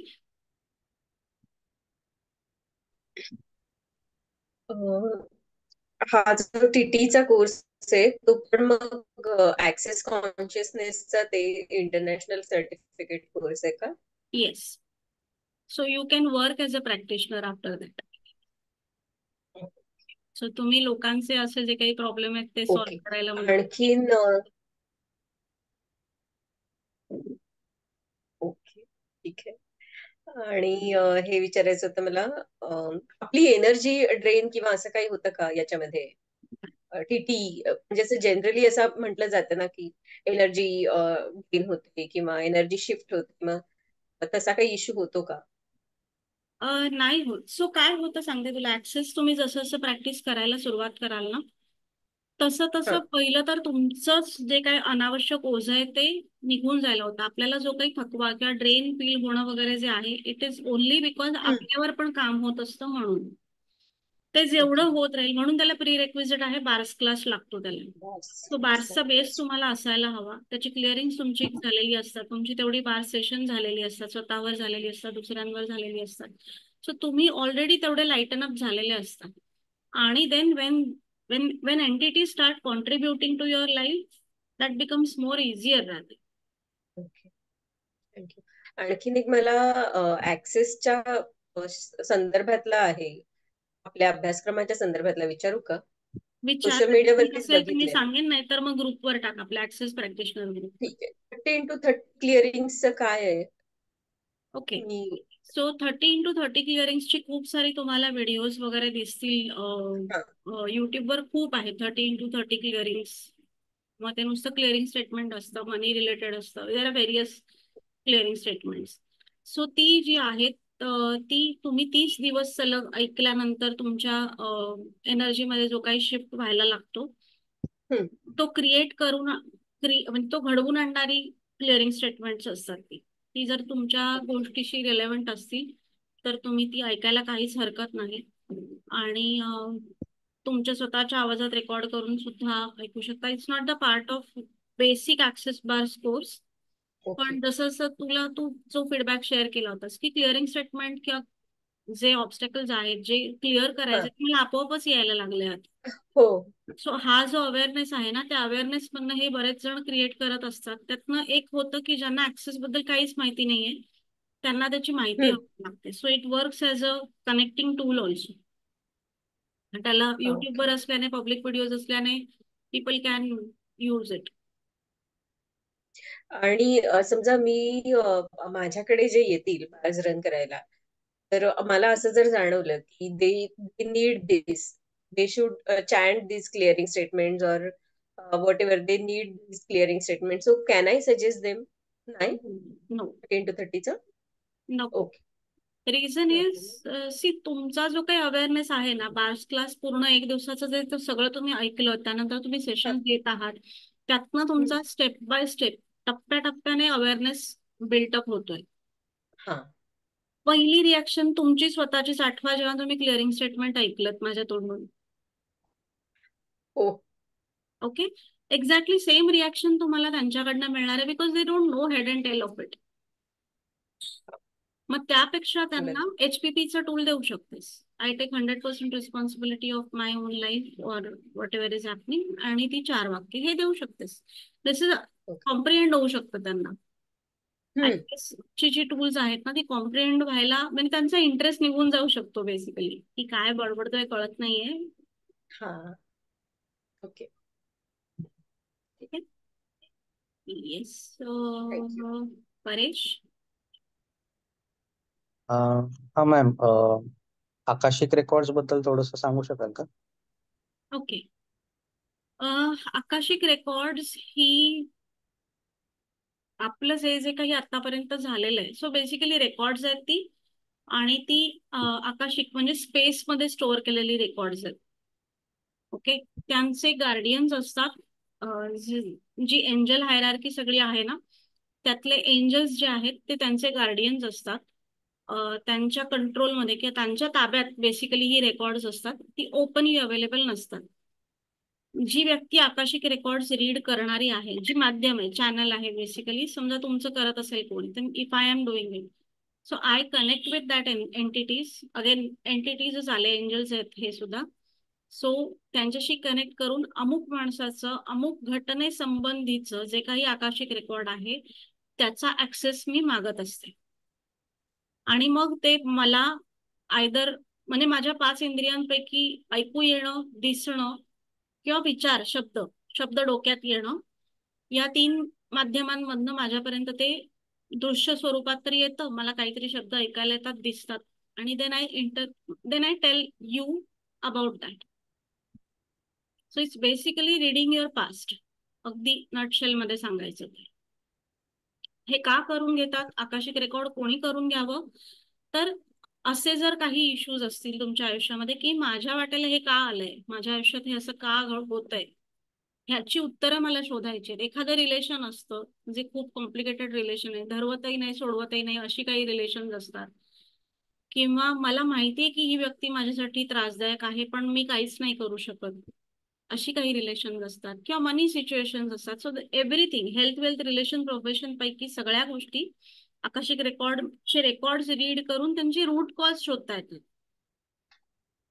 हे सुरू का झालंय तुमच्या आयुष्यामध्ये हे सीड फाइंड आउट करता येतं.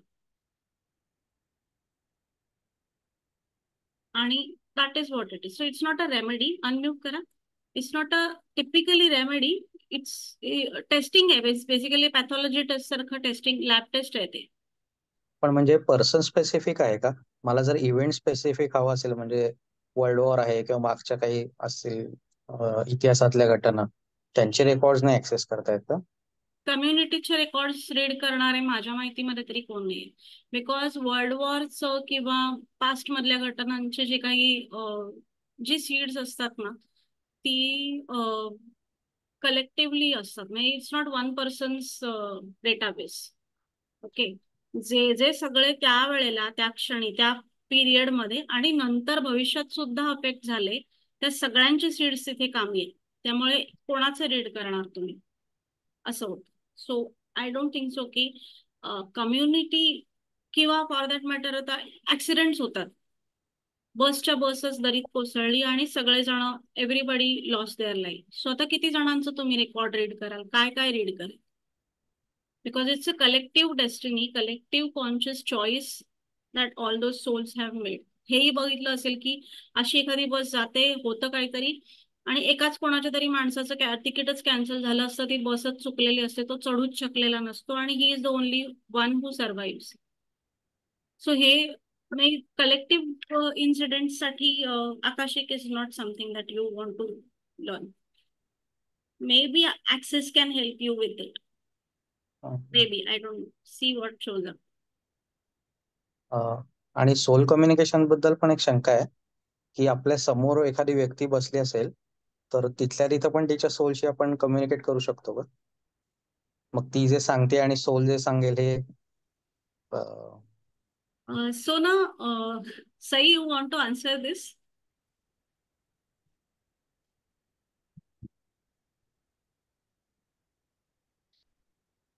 येस, मी आन्सर करेन याचं. एकतर आपण समोरासमोर बसलेल्या लोकांचं करू शकतो, पण म्हणजे तुमचा प्रश्न नेमका, पुढचा प्रश्न काय होता नेमका? म्हणजे ती जे व्यक्ती सांगतेय आणि तिचा सोल आपल्याला जे सांगतोय ते सेम आहे का नाही हे पण आपल्याला ताडून बघता येतं का? कळतं ना. फक्त आपण ते पटकन, म्हणजे आता ते खरं खोटं केल्यासारखं होईल जर मी हा, तुमची बरोबर. एनर्जी हे करते, रीड करते किंवा सोल हम्म, कम्युनिकेशन समोर बसून करते आणि समोरची व्यक्ती जर का अमुक एखाद्या घटनेबद्दल खोटं बोलत असेल तर मी हे डिरेक्टली नाही बोलू शकणार ना की हे चल खोटं बोलतोय. हम्म, So, ती एक काळजी, पण हो आपण करू शकतो. आणि त्याच्यातच अजून एक शंका आहे सोल कम्युनिकेशन मध्ये की जे पूर्वीचे संत वगैरे होऊन गेलेले आहेत किंवा ऋषी वगैरे त्यांच्याशी पण आपण ह्याच्यातनं कम्युनिकेट करू शकतो का? आणि असं आहे का की ते माझ्या प्रत्येकच प्रश्नाचं उत्तर देतील का त्यांच्या फ्री विल वर असेल ते? तू देते आन्सर याचं? बोल बोल. सो येस, कम्युनिकेट करू शकतो, आपण कोणाशी कम्युनिकेट करू शकतो. आणि कोणत्या प्रश्नाचं उत्तर द्यायचं आणि कोणत्या प्रश्नाचं नाही द्यायचं, इट्स ऑल डिपेंड्स ऑन ज्याच्याशी तुम्ही बोलताय ना, ज्या सोलशी तुम्ही कनेक्ट झाला त्याच्यावरती. बिकॉज कसं असतं, प्रत्येक गोष्ट ते जे सांगतायत ती प्रत्येक गोष्ट आपण रिसीव्ह करू शकतच असो असं नाहीये, किंवा आपली पॉवर तेवढी असेलच असं नाहीये.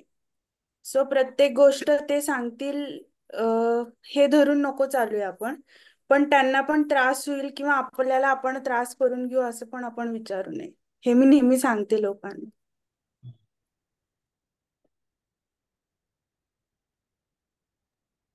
ओके. घेऊ नेक्स्ट. हो. गणेश. क्लायंट जर विलिंगनेस नसेल अजिबात ऍक्सेस बद्दल आणि फक्त एक फॅसिनेटिंग नवीन काहीतरी गोष्ट आहे म्हणून फक्त करायचं असेल आणि त्याला स्वतःला खूप असेल, अहंकार खूप असेल आणि बदलण्याबद्दल काही फारसं बॉदर्ड नसेल तर तिथं इफेक्टिव्ह होऊ शकतं का ऍक्सेस? हो हो. अच्छा. ऍक्सेसच्या बाबतीमध्ये त्यांची माझा अजिबात विश्वास नाही असं काही नसतंच. तू म्हणतोयस म्हणून बरं का, फक्त सगळ्या हा. लोकांना बालसरण करायचंय, बिंदास करायचंय. बिकॉज अच्छा. कॉन्शियसनेस, अँटी कॉन्शियसनेस, अनकॉन्शियसनेस बद्दल आपण बोललो आय गेस. रिमेंबर तुमच्या हम्म. सेशनमध्ये आपण सुरुवातच सेशनची याने केली होती. हो हो. सो जर तो माणूस अँटी कॉन्शियसनेस मधून ऑपरेट करत असेल की असलं काही हा. नसतंच, तर तो तोंडाने कधीच म्हणणार नाही, or may be he will take whatever time that he hmm. पण बालसरण करायला काय हरकत नाही, बिंदास करा बालसरण. पण अशा केसमध्ये कसं जाणवतं की इगो प्रचंड आहे, म्हणजे इतका इगो की तो म्हणेल तेच खरं, असं आतापर्यंत त्याचं लाईफ आहे म्हणजे गेलेलं, तरी पॉसिबल आहे म्हणजे? हो हो, पॉसिबल आहे. गंमत अच्छा. कुठे होते सांगते तुम्हाला.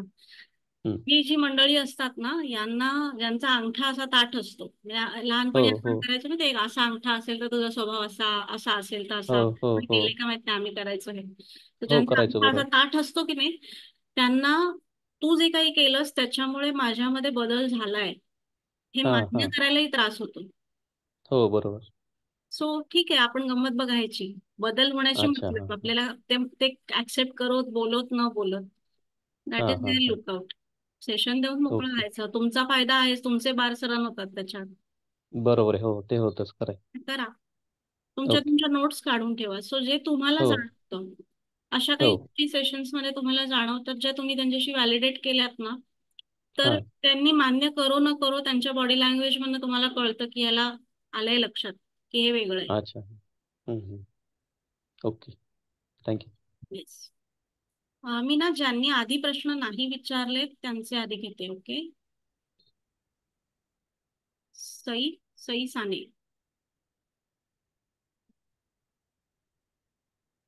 हॅलो. हा सई.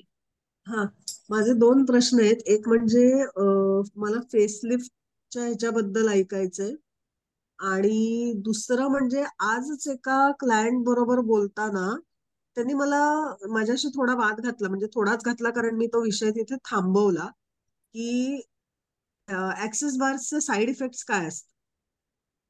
त्यांचं म्हणणं असं होतं की जिथे इफेक्ट आहे तिथे साईड इफेक्ट हा असलाच पाहिजे. सो काही ना काहीतरी तो असणारच आहे. सो आहे ना साईड इफेक्ट. आपण सांगतो की तुम्हाला कसलंच टेन्शन येणार नाहीये, तुमची छोटी मोठी दुखणी निघून जाणार आहेत. हेच साईड इफेक्ट आहेत. तुम्ही हे आलात तर माझ्याकडे या एका विशिष्ट कारणासाठी, पण त्याच्या अनुषंगाने या इतर गोष्टी एनर्जी तुमच्यावर काम करणार आहे. जर ऐकून घेणारा माणूस असेल समोर बसलेला तर त्याला हे एक्सप्लेन करायचे की बघ हे जे तू म्हणतोयस ना इफेक्ट आहे ते साईड इफेक्ट असणारच आहे. हेही तुझं झालेलं कंडिशनिंग आहे. हे कोणी सांगितलं तुला? मॉडर्न सायन्सने सांगितलं, राईट? की अमुक एक औषध घेतलं त्याचे इफेक्ट हे आहेत आणि साईड इफेक्ट हे आहे. हे मॉडर्न सायन्सने सांगितलंय तुला. स्पेसिफिकली म्हणायचं झालं तर मॉडर्न मेडिसिनने सांगितलंय तुला. ते त्यांच्या पुरतच आहे कारण ती त्यांची लिमिटेशन आहे. It is not applicable to everything. जर उपासक माणूस असेल, जो आस्तिक असेल किंवा ज्याला देवावरती वगैरे विश्वास असेल, त्याला तिथली उदाहरणं देऊ शकतेस. सो जे त्याच्याशी रिलेव्हंट आहे की तू गणपती स्तोत्र जेव्हा म्हणतोस तर त्याचा इफेक्ट तुला जाणवतो. फलश्रुतीमध्ये दिलेलं आहे काय काय काय 6 महिने म्हटलं तर काय, 21 संकष्ट्या म्हटलं तर काय, अमुक एवढे तप म्हणजे वर्ष म्हटलं तर काय वगैरे. त्यात कुठे नाही म्हटलेलं आहे की त्याचा ते होणार पण त्याच्याबरोबर हे पण तुला त्रास होणार हे म्हटलंय का? सो कोअर मध्ये जर गेलास तर फिलॉसॉफी डझंट टेल यू की इफेक्ट आहे तर साईड इफेक्ट होणार आहे. हे फक्त मॉडर्न मेडिसिन पुरतच लिमिटेड आहे. ते तिथेच सोडायचं, सगळीकडे नाही लावत फिरायचं. कारण मी त्यांना असं सांगितलं की ठीक आहे तुम्ही म्हणता ते बरोबर आहे की साईड इफेक्ट असणारे वगैरे काय, त्याप्रमाणे ह्याला पण असूच शकेल side effect. I don't know about it. पण मला माहितीये की energy has its own intelligence. So त्याचा साईड इफेक्ट पण काय असणार आहे ते. So what ever is best for you will happen. Side effect हा फंडा सगळीकडे ऍप्लिकेबल नाहीच आहे. फक्त मॉडर्न मेडिसिन मध्ये लागू पडणारा कॉन्सेप्ट आहे. हे त्यांना स्पष्ट करायचं तिथे. आणि मला फेसलिफ्ट बद्दल facelift, yes. So access bars हा जसा बेसिक कोर्स आहे ना, तसाच एनर्जेटिक फेसलिफ्ट हा सुद्धा ऍक्सेस कॉन्शियसनेसच्याच अम्ब्रेला खाली असलेला एक कोर्स आहे. सर्टिफिकेशन कोर्स आहे, प्रॅक्टिशनर कोर्स आहे तो सुद्धा. सो फेसलिफ्ट नाव जसं सजेस्ट करतं तसंच तो एजिंग रिलेटेडच आहे. म्हणजे एजिंगचे जे काही वय वाढण्याचे जे काही परिणाम आहेत ते सगळे रिव्हर्स करणारा तो कोर्स आहे. नाव ते परिणाम फक्त कॉस्मेटिक किंवा डोळ्यांना दिसणारे किंवा चेहऱ्यावर स्किनवर दिसणारे परिणाम नव्हेत. तुमच्या शरीरामध्ये, तुमच्या मनामध्ये, तुमच्या बुद्धीमध्ये सुद्धा वय वाढतं तसं तसं म्हातारपणाच्या खुणा डोकवायला लागतात. आपण इमोशनली पण वेगळे होतो. 20 वर्षापूर्वी ज्या गोष्टींनी अजिबातच काही वाटायचं नाही त्या छोट्या छोट्या गोष्टींची आता भीती वाटते, काळजी वाटते. किंवा पूर्वी ज्या गोष्टींची भीती वाटायची त्या बाबतीत आपण बिंदास झालो आणि एवढे बिंदास झालो की आता विचारच नाही करत. किंवा नम सुद्धा होतो आपण काही वेळेला. संवेदना आपल्या थोड्या बोथट पण होतात. सो हे जे सगळं होत असतं हे झालं भावनिक पातळीवरती. शारीरिक पातळीवर होतात ते सगळे वेगळे, ते तर होतातच याच्यामध्ये कव्हर. शिवाय बौद्धिक पातळीवर पण काही वेळेला डिसिजन मेकिंग मध्ये आपल्या फरक पडतो. पूर्वी आपण डिसिजन कसे घ्यायचो आणि आता कसे घ्यायचो आपणच आपलं आठवून बघितलं ना तर फरक कळेल तुम्हाला. तुम्ही 20शीत घेतलेले डिसिजन्स, 30शी मध्ये घेतलेले डिसिजन्स, 40शीत घेतलेले, प्रत्येक डिसिजनची प्रोसेस पण वेगळी वेगळी होती, राईट? सो हे सगळं अंडू करणं एनर्जेटिक फेसलिफ्ट हा प्रोग्राम करतो. दॅट इज ऑल्सो 1-on-1 होणारच सेशन आहे. समोर बसूनच शिकायचं आणि सेशन पण घ्यायचं असतं. आणि बार्सपेक्षा ते खूप जास्त इंटेन्स होतं सेशन. सई साने अजून कोणी घेतलंय मला आठवत नाही, कदाचित श्वेता सोमणने एखादं सेशन घेतलेलं असू शकतं, आय डोंट रिमेंबर. पण खूप कमी लोकांना मी देते सहसा, कारण फेसलिफ्टचं सेशन दिल्यानंतर खूपच जास्त, म्हणजे ती घरी नीट पोचतील ना मंडळी असं मला होतं की पोचा घरी आणि प्लीज मला कळवा, इतके तरंगतात फेसलिफ्टच्या घेतेस का सेशन. कोर्स त्याचा? घेऊया, लावूया की लावूया. सो टीटीटीचा ऑलमोस्ट आय गेस 3-4 जण रेडी आहेत आता. त्याच्यानंतर फेसलिफ्ट लावूया, और मे बी रेसिडेन्शियल एक आठवडाभर सगळे कोर्सेसच करू, कारण फेसलिफ्ट सुद्धा फेसलिफ्ट 1 दिवसाचा आहे, टीटीटी 2 का 3 दिवसांचा मला वाटतं होतो तो कोर्स. सो 3-4 दिवसांचा होईल. सो एक लॉंग वीकेंड पकडूया आणि बेटर. मस्त कुठेतरी जाऊ. उलट तर जास्त बरं होईल, कारण बऱ्याच गोष्टी ना घरी आल्यावर अशा शंका यायला लागतात, मग त्यापेक्षा प्रश्न पडायला लागतात. मग ते तिथे जर का असेल तर तिथल्या तिथे गोष्टी क्लिअर होतील. हो. आणि जरा सगळ्यांबरोबर ते अजून अजून म्हणजे माझ्या प्रश्नांचं उत्तर दुसऱ्या कोणीतरी विचारलेल्या प्रश्नातून मिळत जातं, तसं तसं होतं. होईल. Correct correct. आणि फेसलिफ्टचा परिणाम अल्झायमर किंवा ह्याच्यावर नॉर्मल सेशन पेक्षा जास्त होईल का? Alzheimer's, dementia, even Parkinson's for that matter, हे जे सगळे एजिंग रिलेटेड इश्यूज आहेत ना, किंवा मसल कंट्रोल सुटणं, पॅरालिसिस, हे सगळेच वय वाढत जाताना जसे जसे होतात, अजूनपर्यंत तरी हे उतार वयात होणारे आजार आहेत. या सगळ्यांना फेसलिफ्टची मदत होते, ऍक्सेस बार्सची पण मदत होते. सो म्हणजे ना बार्सची होते हे मला माहितीये, मला विचारायचं आहे की फेसलिफ्टची मदत म्हणजे जास्त प्रमाणात होते का असं? हो हो, फेसलिफ्ट खूप इम्पॅक्टफुल आहे, बिकॉज बार्स मध्ये आपण फक्त बार्स रन करतो, जे पॉइंट्स आहेत तेवढेच रन करतो. त्याच्यासोबत मी तुम्हाला 2-3 सिस्टम शिकवल्यात, tripod sequencing system, exit stage left system, ह्या ज्या 2-3 सिस्टम आहेत, अजून एक आपण शिकलोय. अशा सिस्टमची लिस्ट आहे अख्खी फेसलिफ्ट मध्ये, ज्या सगळ्या आपण रन करून त्यांचे इम्पॅक्ट पुसून काढतो त्या माणसावरचे. आणि ते इतकं अफाट आहे म्हणजे फ्यूज उडतो.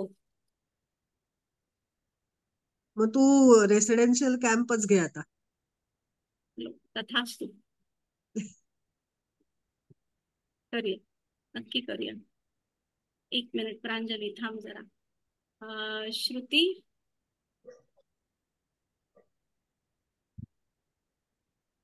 येतोय का आवाज? येस, आता बोला. ओके. नमस्कार योगिनी ताई, मला बरेच प्रश्न आहेत ऍक्च्युली, आणि खरं तर फीडबॅक पण द्यायचा आहे, पण मला माहित नाही वेळेचं काय आहे ते. एकतर माझ्या लेकीबद्दलच सांगायचं होतं की तिने ते अगदी रिलिजियसली HPP ची प्रॅक्टिस वगैरे करतेय.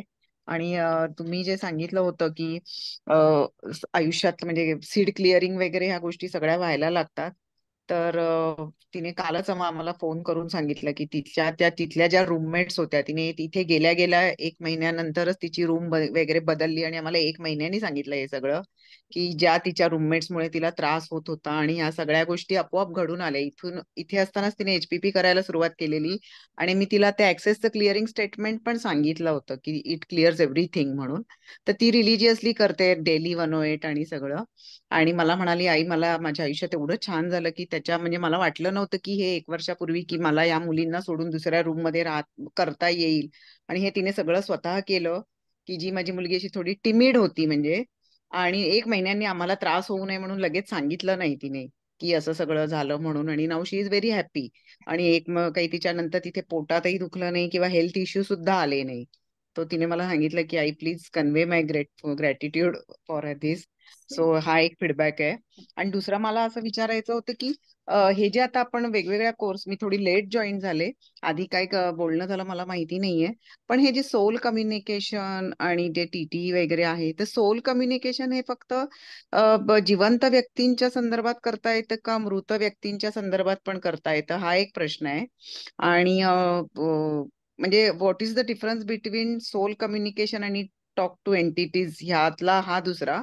आणि तिसरं मला असं विचारायचं की आपल्याला जर एनर्जी सेन्सिटिव्ह बनायचं असेल तर काही त्याच्यासाठी वेगळी साधना, प्रोसेस, तंत्र मंत्र हे पण एक आहे. आणि दुसरं, मला सकाळीच मी ते ह्याचं ऐकत होते मी, मूलाधार चक्राचं फक्त 10च मिनिटं ऐकलं. आय वॉज सो इम्प्रेस योगिनी ताई. मला तर असं वाटतं की आता गुरुकुल पद्धतीने तुम्ही घ्यायला पाहिजे, तुमच्या आजूबाजूला राहायला पाहिजे आणि प्रत्येक एक एक शब्दाचं काय म्हणतात ते ऍब्झॉर्ब करायला पाहिजे. म्हणजे मी फक्त सुरुवातीचं, कारण पेशंट आले आणि मला स्विच ऑफ करायला लागलं. ते गणेशाचं जे इंटरप्रिटेशन केलंय ना, एवढं अफलातून की मी आता याच्या आधी असं कधीच ऐकलं नव्हतं की Ganpati is a warrior entity आणि हे सगळं याची का आवश्यकता आहे. आपण असं आपला छान बाप्पा, गोड बाप्पा असंच दृष्टीने बघत असतो सगळं. तर हे मला एक खूप आवडलं, ते मी कळवा, अजून पूर्ण ऐकायचं आहे पण हेच मी ऐकलं तर आय वॉज टोटली इम्प्रेस सगळं असं. तर त्याच्याबद्दल खूप खूप आभार. आणि दरवेळी मी ठरवते मी आता हा कोर्स नाही करणार आहे, मला जमत नाहीये, पण आय डोंट नो की ते कसं होतं.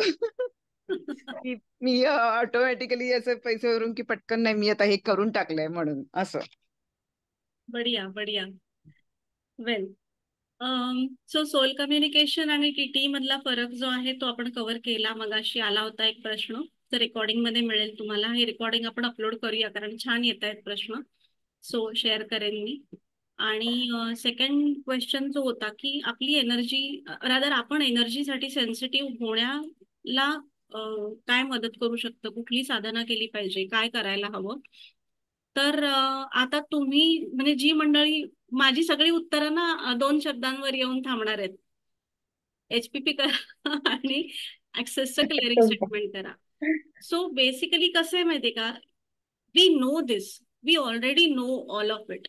आपल्याला हे कंडिशनिंग, अगेन हे कंडिशनिंग आपल्याला केलं गेलेलं आहे की कोणीतरी येणार जो माझ्यापेक्षा हायर लेवलला आहे, जो मला अमुक काहीतरी एक देणार, मग ते अट्युनमेंट असेल, दीक्षा असेल, अनुग्रह असेल, आणि देन मग मी त्या मदतीने, त्या गोष्टीच्या आधाराने मी पुढे जाईल आणि मग मला हे सगळं येऊ लागेल. So this is also limiting belief. Okay, मी ह्या सगळ्या गोष्टींचं महत्व कमी आहे असं अजिबात मला म्हणायचं नाही. त्या त्या गोष्टींचं त्या त्या ठिकाणी त्या त्या माणसांसाठीचं महत्व आहेच, नो डाऊट. काही जणांना तो आधार लागतोच, ते बोट धरायला लागतं कोणीतरी, तेव्हाच ते पुढे जातात. नाउ इन युअर केस, तुम्ही जेवढी मंडळी आता इथे बसलेले आहात, 50% of you all have done at least either of it. HPP तरी झालंय किंवा ऍक्सेस तरी झालंय किंवा दोन्ही झालेलं आहे. तुम्ही तुमच्या कॉन्शियसनेसशी ऑलरेडी कनेक्टेड आहात, तुमचा चॅनल ओपन झालेला आहे. अडतं कुठे? Again, if I am so condition की नाही, मला अमुक एवढे 21 दिवसांची साधना झाल्यानंतरच माझं काहीतरी होईल, 3 महिने साधना झाल्यानंतरच मला हे येणार, किंवा मला हे त्यांना आलं बुवा, मला, मी तर नाही बाबा अजिबात, नको. हे जे काही आपलंच असतं ना, हे जेवढं लवकर तुम्ही रिलीज करायला सुरुवात कराल, तुम्हाला एनर्जी अशी बसल्या बसल्या रीड व्हायला सुरुवात होते. So then you happen to know, आमच्या आता पुण्याच्या बॅचमध्ये तर खूपच खूप धमाल झाली आहे सगळी. कोणी मीटिंग मध्ये होतं, कोणी अजून कुठे होतं, सगळं काय काय छान काय काय रीड करत होतो आम्ही एकमेकांचं, खूपच मजा आली. आणि विच इज, मी फ्रँकली अगदी, मी आता रेकॉर्डिंग वर आहे, हे लाईव्ह येणार आहे, हे युट्यूबवर मी गेले तरी राहणार आहे, मी उघड सांगते, मी खूप अशा कुठल्याही कठोर साधना तपस्या नाही केलेले, नाही केलेले. मी तासन तास मेडिटेशन करते का? नाही. मी जप करते का? नाही. बट मला ह्या 2 मोडॅलिटीजने जो आधार दिलेला आहे, HPP आणि access consciousness, mainly access consciousness I will say in my case, की गेले 2-2.5 वर्ष ऍक्सेसनी जे काय धमाल चालवली आहे ना माझ्या आयुष्यामध्ये, त्यातनंच हे सगळं क्रिएट होत आहे. सो जे शिकला आहात, now you have vehicle in your parking, you have licence in your wallet, drive करत सुटा. वाट फुटेल तिकडे गाडी चालवायची, ठोकली जाणार नाही, बिंदास गाडी चालवा, it will come to you. आणि be in the allowance, don't be in the denial. भीती वाटते, मगाशी श्वेताने जे सांगितलं की भीती वाटते, मला हे सगळं कळायला लागलं, ह्या गोष्टीची मला भीती वाटते, आता नको वाटतं. घाबरू नका, one by one, spoon by spoon, but finish करा ते. आणखीन मला एक प्रश्न विचारायचा आहे की आपल्याला ते ऍक्सेसच्या मॅन्युअल मध्ये जे क्वेश्चन दिले आहेत ना, म्हणजे क्वेश्चन ही एक टूल आहे, तर त्यात जे त्यांनी क्वेश्चन दिले त्याच पॅटर्नचे विचारायचे की आपल्याला वाटेल जे मनात येतील त्या घटना, व्यक्ती संदर्भातले प्रश्न तेही विचारले तरी चालतील ना युनिव्हर्सला? हो हो, ऍब्सोल्युटली चालतील. प्रांजली, मी तुला अनम्यूट करते. When I am done, I want you to share your experience. So तुम्हाला जे जे प्रश्न दिलेले आहेत ते तर तुम्ही विचारायचे आहेतच. ऍक्सेसच्या मॅन्युअलमध्ये मला वाटतं एक 5 की 7 प्रश्नांचा सेट हा. आहे. हं. हो.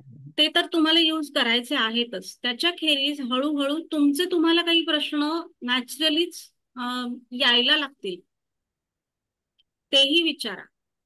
ओके. सो प्रांजली, तुझा अनुभव शेअर कर या बाबतीतला.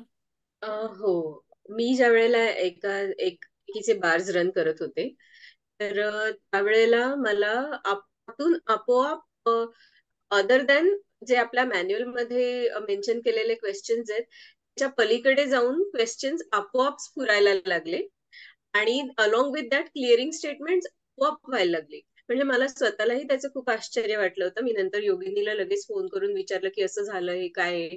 तर it was an achievement for me. तर I am really happy for that. आणि सेकंड टाइम पण असंच झालं. मी ज्या वेळेला तिचे दुसऱ्या कोणाचे बार्स रन करत होते, त्यावेळेलाही असं एक इमोशन एवढे स्ट्रॉंगली फील झाली मला, एक पर्टिक्युलर इमोशन, की नंतर मग मला पुन्हा मी योगिनीकडेच गेले आणि तिच्याकडून ते सगळे डाऊट्स क्लिअर करून घेतले. थँक्यू योगिनी, तू प्रत्येक वेळेला असतेसच. पण हा, हे एक्सपिरियन्स खरंच येतात आणि ऍक्सेप्ट करायचं आणि पुढे जायचं की येस, मला कळलंय आणि पुढे जाते मी. आणि ज्या वेळेला आता ह्या म्हणत होत्या ना डॉक्टर डुमरे की ते आपण वेगळे क्वेश्चन्स, मग त्यांचंही तसंच झालं असेल की त्यांनाही ते क्वेश्चन्स स्फुरले. जसं मी म्हंटल तुला, तो स्फुरले हा शब्दही मला त्यावेळेला स्फुरला.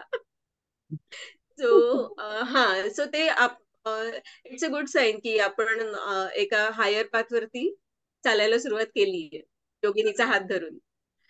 सो येस, हा एक्सपिरियन्स आहे माझा पण, आणि ते होतंय. शिवाय अजून एक बार्स रन करताना असाही रेजिस्टन्स झाला, ज्या व्यक्तीचे मी बार्स रन करत होते उठूनच बसली की हे मला काय होतंय.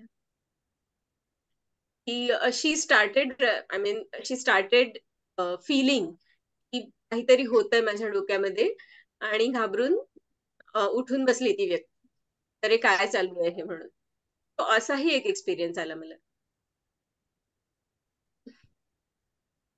सो हे आहेत एक्सपिरियन्सेस.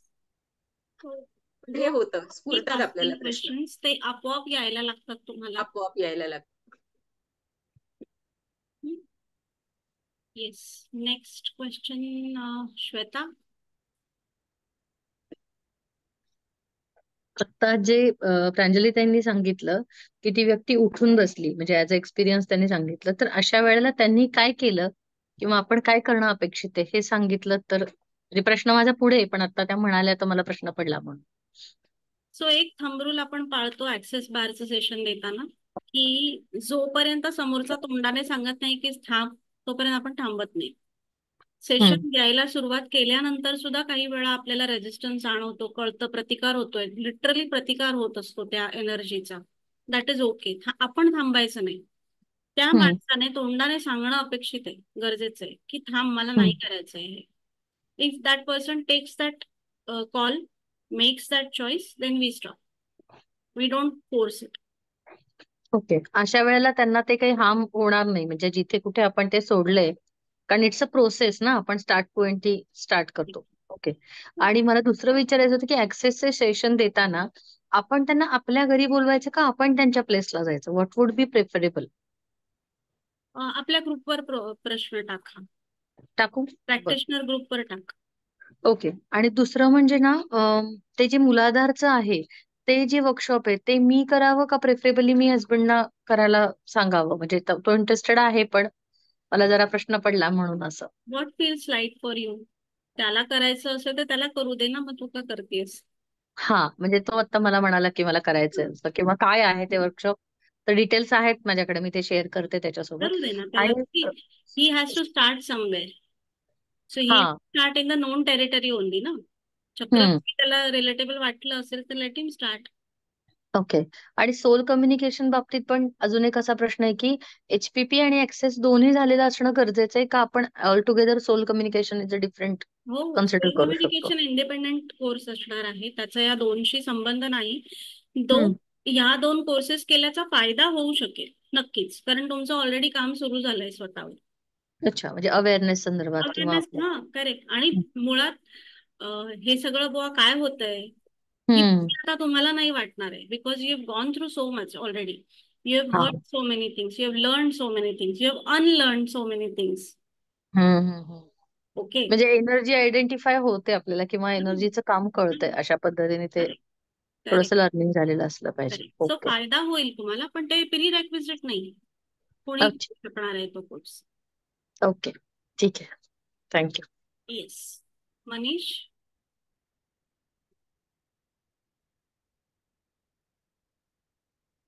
हा, योगिनीताई, मला अजून एक विचारायचं होतं की आकाशिक रेकॉर्ड्स आणि पास्ट लाईफ रिग्रेशन सिमिलर आहे का, ते दोन्ही वेगवेगळे आहेत? मोर ऑर लेस सिमिलर म्हणू शकतो आपण. पास्ट लाईफ रिग्रेशन मध्ये तुम्हाला दाखवल्या जातात तुमच्या आयुष्यातल्या घटना. So okay. तुम्हाला पास्ट मध्ये नेताना ट्रान्स मध्ये नेलं जातं. स्टेप त्याची प्रोसेस असते. जसं हिप्नॉटिझमची एक प्रोसेस आहे, तसं PLR ची एक प्रोसेस असते. त्या प्रोसेसच्या मदतीने तुम्हाला तुमच्या मागच्या आयुष्यांमध्ये नेलं जातं. जी कोणती घटना आपल्याला अनकव्हर करायची किंवा पुन्हा एकदा बघायची किंवा हील करायची आहे, ती पुन्हा घटना तुम्हाला दाखवली जाते. तुम्ही बघत असता आणि तुम्हाला जे काही दिसतंय ते तुम्ही सांगत असता पॅरलली त्या व्यक्तीला, आणि मग ते तसं हील केलं जातं. आकाशिक रेकॉर्ड्स तुमच्यासाठी दुसरं कोणीतरी बघत असतं. तुम्हाला काही दिसत नाही. तुम्हाला तो माणूस जे काही सांगणार आहे तेवढंच तुमचे इनपुट असते. तुम्हाला त्यातलं काही दिसत नाही. अच्छा, बर बर. ओके. बाकी फंडा सेम आहे. तुम्ही ऍक्सेस मागचा डेटाच करत असता. म्हणजे मगाशी सॉरी बोला. मगाशी मी आपल्याला जे विचारलं, तर आपण पास्ट लाईफ रिग्रेशन मध्ये गेलो तर आपण समजा आपलं काही कर्म असेल तर आपण त्या व्यक्तीला सॉरी म्हणू शकतो काय? नाही, त्याचं जे हील करण्याची जी पद्धत आहे ना, पास्ट लाईफ रिग्रेशन मध्ये नेऊन ती घटना हील करण्याची किंवा त्याचं फाइंडिंग ते जे काही आहे त्याची मेथड वेगळी असते. So it okay. Is not about saying sorry, because see, even if you say sorry in that incident, त्याचे पुढचे जे काही परिणाम आहेत तेही पुसून काढावे लागतात.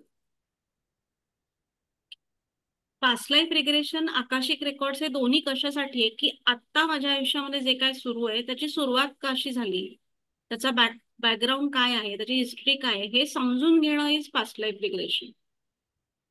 ओके. ज्या बर. घडलेल्या घटना आहेत त्या बदलता येत नाहीत. जे झालंय ते झालंच आहे. ते you can change it. Okay. मग आकाशिक रेकॉर्ड्सनी पण आपण बघून हे करू शकतो का? म्हणजे जसं फॉरगिव्हनेस आपण मला त्याला करायचंय फॉरगिव्हनेस, तर आकाशिक रेकॉर्ड्सनी करू शकतो का आपण त्यांना? आकाशिक रेकॉर्ड सुद्धा again see, PLR, akashic record हे दोन्ही जे आहेत ना, हे पॅथॉलॉजी रिपोर्ट सारखं काम करतात. ते तुम्हाला कारण सांगतील की हे तुमच्या आयुष्यामध्ये होतंय, हे का होतंय. हिलिंग साठी वेगळी स्टेप घ्यावी लागते. It's a different way of healing. These are okay. Not healing modalities specifically. There are practitioners जे तुम्हाला त्या ट्रान्समध्ये नेऊन तिथे तुम्हाला हील करतात, त्या इमोशनल स्टक मधनं बाहेर काढू शकतात. असतात असेही लोक आहेत, नो डाऊट. पण it's a long way. So काय चॅलेंज काय येतं सांगते तुम्हाला, की फॉर एक्झाम्पल PLR बद्दल जर आपण बोललो तर PLR मध्ये मी जे बघायला तयार असेल, माझ्याच मनामध्ये जर भीती असेल माझ्या पास्टला सामोरं जायची, तर मी तिथपर्यंत पोहोचूच शकत नाही. दुसरी गोष्ट, मला त्याचा बेसच माहित नसल्याने मला काय दिसणार आहे, का दिसणार आहे आणि या सगळ्याचं मला काय करायचंय हे जर मला क्लिअर नसेल, तर त्याचा मला उपयोग काय करून घेता येईल हेही मला समजणार नाही. Okay. That will be my limitation. Practitioner limitation काय असू शकतं, जर ती व्यक्ती तेवढी एक्सपर्ट नसेल, तुम्हाला त्या ट्रान्समध्ये घेऊन जाऊ शकली, किती जन्म मागे जावं लागतं, किती जन्मांमध्ये तुम्हाला ती गोष्ट दिसणार आहे, हे त्याला समजलं पाहिजे. सो मे बी इश्यू आहे माझ्या आत्ताच्या जन्माच्या चाइल्डहुड मध्ये, पण PLR मध्ये ही इज ट्राईंग मागचा 8वा 9वा 10वा जन्म कुठल्या तिथे कुठे सापडतंय का. So it's not going, guarantee नाही होत ना अशा केसमध्ये. मला ठामपणे कसं कळणार की हे सॉल्व्ह होणार आहे का नाही होणार आहे. It's just trial and error. PLR बद्दल खूप सविस्तर समजून घ्यायचं असेल ना, तर मेनी लाईव्ह मेनी मास्टर्स हे पुस्तक आहे. त्याचं मराठी भाषांतर सुद्धा आहे. खूप छान पुस्तक आहे ते. सो त्याच्यात तुम्हाला बरंच अंडरस्टँडिंग मिळेल की PLR नक्की काय, कसं काम करतं PLR. सो ते नक्की रेफर करा. जर ते पूर्ण वाचायचं नसेल तर गुडरीड्स नावाची साईट आहे, त्या साईटवरती त्याची समरी तुम्हाला मिळून जाते, किंवा ऑडिओ बुक पण आहेत त्याची. सो फिगर आउट करा, किंवा इव्हन युट्यूब वरती पण समरी सांगणारे सुद्धा व्हिडिओज आहेत. But better if you read the book बर, त्यातली ते तुम्हाला पुस्तकाचं नाव फक्त टाका ग्रुपला. ग्रुपला टाकते. Many lives many masters, famous पुस्तक आहे ते. बुक्स अबाउट PLR टाकलं की हे नाव येतच.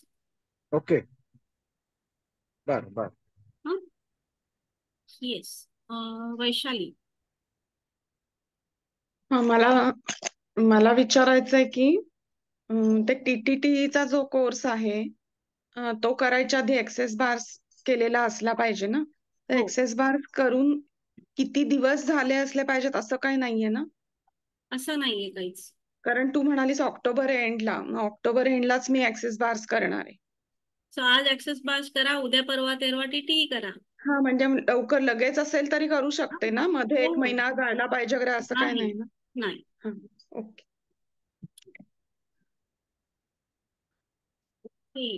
वीरेंद्र. हॅलो, आवाज येतो? हो बोला. मला काय टेस्ट वगैरे नाही येत, तसं बोलूया आज आले सगळे काउंटर असेल तर. बोला बोला. एक्सपिरियन्स असा आहे की यावर्षी म्हणजे जस्ट पावसाळा चालू झाला, HP तर जीवनामध्ये आलं, एक्सेस बार आलं आणि दरवर्षीप्रमाणे सर्दी खोकला ताप मध्ये मध्ये यायचा, सुट्ट्या पडायच्या नाही का.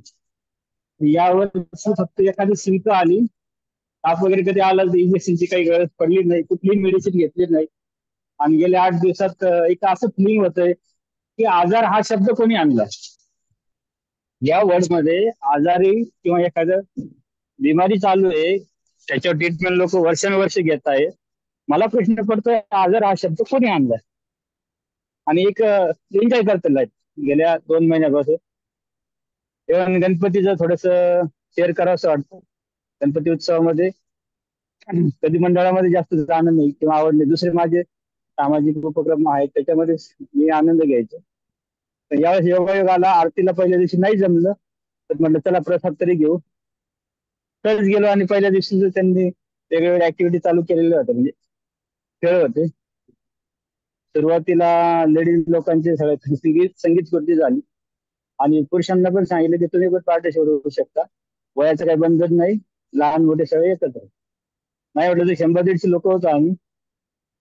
संगीत खुर्ची चालू झाली, माझ्या लाईफ मध्ये मी पहिल्यांदा संगीत खुर्ची खेळलो आणि सहज याची 1-2 वाक्य सहज म्हटलं, खूप म्हणत राहिलो नाही, फक्त एकदम म्हटलं. गणपती स्मरणात होता कंटिन्यू.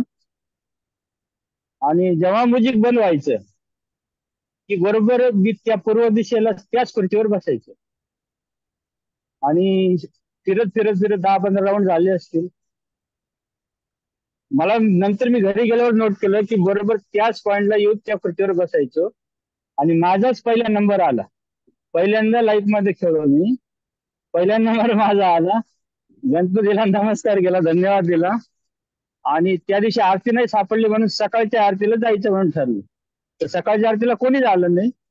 जे अध्यक्ष होते ते थोडेसे लेट आले, 8चा टाइम दिला तर 8:30ला आले आणि मला म्हटलं की तुम्ही आरती करायची, आपण शास्त्रशुद्ध पद्धतीने गणपतीची पूजा करू, हार बदलू. आणि हे काय म्हणजे मी म्हटलं की मनात जे जे आपण पॉझिटिव्हली आणतो ना ते सगळं सहज होतंय. अगदी ट्रॅव्हलिंग सुद्धा मला जे पाहिजे ना ती गाडी ती पाहिजे ती कसं का त्या टाइमला मी पोहोचतोय. इव्हन आज माझ्या गावाकडे एक डोंगर आहे, तिथं महादेवचं मंदिर आहे. तिथं आमचं जुनं गाव होतं, 300-400 वर्षापूर्वी असेल. की रक्षाबंधनच्या दिवशी त्या दिवशी पौर्णिमा पण होती, सोमवार पण होता आणि सहज सकाळी सकाळी मला इकडे पुण्याला यायचं होतं. 300 किलोमीटर अंतर आहे आणि सहज आलं की आज आपण इकडे जायचं डोंगरावरती. रात्री थोडंसं जाणवलं मला की सोमवार पण लगेच नाही करायचं.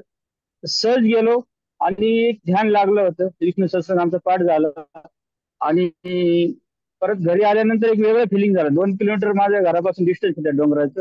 तो पूर्ण डोंगर मला महादेवाच्या पिंडाच्या आकाराचा दिसतोय आणि तसाच सेम एक वेगळं. एवढ्या वर्षानंतर म्हणजे जन्म माझा तिथं झाला, कधी जाणवलं नाही की महादेवाच्या पिंडीचा आकाराचा डोंगर आहे आमच्या गावाचा. तिथं महादेवाचं इतकं सहज म्हणजे आणि असं वाटतं की घरापासून बघितलं ना ते डोंगर आणि माझी हाईट एकच आहे. एवढं एक मनाची थिंकिंग पण एक एक्सटेंड झाली आणि एक खूप जीवन खूप एक सोपं आहे. एवढ्या अवघडामध्ये असताना सुद्धा जेवण इतकं इझी आहे ना, सहज आनंदाने सहज जगू शकतो आणि काय 100-200-500 वर्ष सहज जगू शकतो, काय एवढं विशेष नाहीये.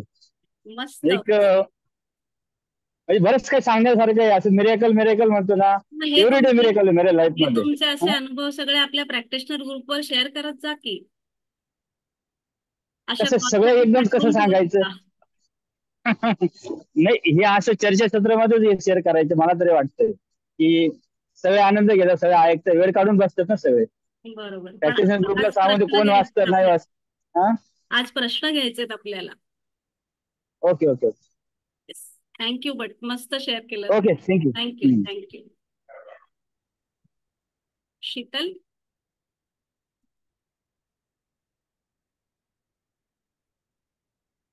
नमस्कार.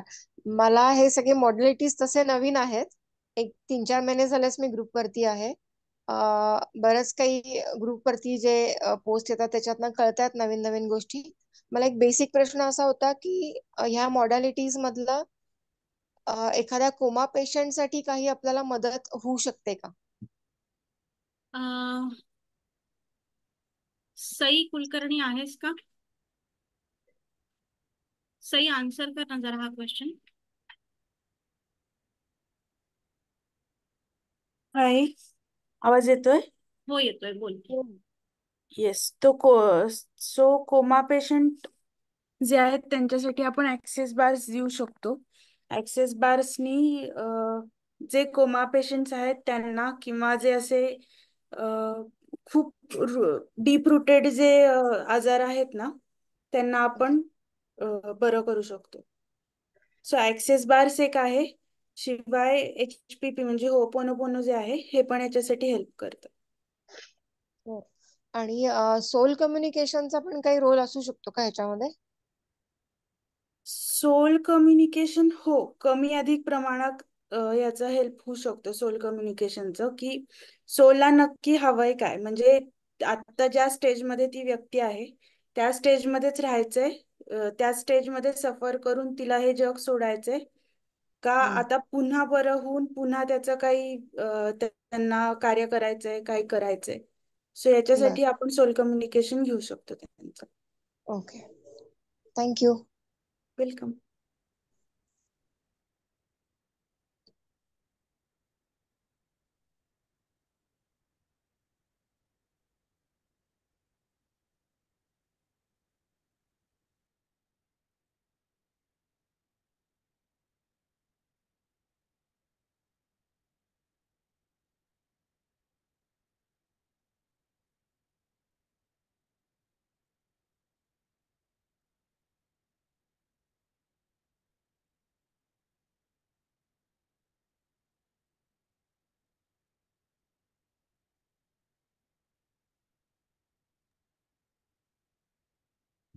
Sorry. Yes, next question. Sheetal. Sheetal, तुमचा क्वेश्चन झाला? झाला. Okay. Thank you. Yes. Shruti. Hello.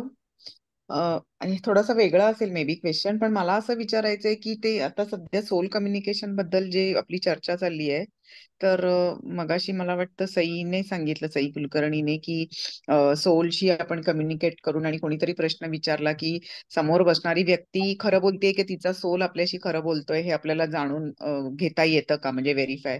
तर मला थोडंसं त्याच संदर्भात असं विचारायचंय की बिईंग अ डॉक्टर, सपोज माझ्यासमोर एखादा पेशंट बसलाय सॉरी, आणि तो काहीतरी मला सांगतोय, पण आपल्याला समजा जाणवतोय की तो जे सांगतोय ते आणि खरी वस्तुस्थिती समजा काहीतरी वेगळी आहे, तर आपण म्हणजे फॉर द म्हणजे डायग्नोस्टिक पर्पज म्हणा किंवा फॉर थेरॅपेटिक म्हणजे ट्रीटमेंट पर्पज साठी आपण सोल कम्युनिकेशनचा उपयोग करून घेऊ शकतो का? सई कुलकर्णी. हो, आपण घेऊ शकतो. सोल कम्युनिकेशन याच्यामध्ये हेल्प करेल तुम्हाला. सो सोल कम्युनिकेशन मध्ये मुळात ना समोरची व्यक्ती खरी बोलतेय का खोटी बोलतेय पेक्षा पण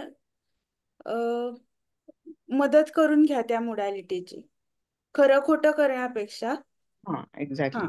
हा त्याचा उपयोग करून घ्या. आता तुम्ही डॉक्टर आहात, सो त्याचा म्हणजे डॉक्टर म्हणजे जेव्हा पेशंट समोर असतो किंवा पेशंट यायच्या अगोदर पण तुम्ही सोल कम्युनिकेशन करून नक्की काय हवं यासाठी पण उपयोग करून घेऊ शकता.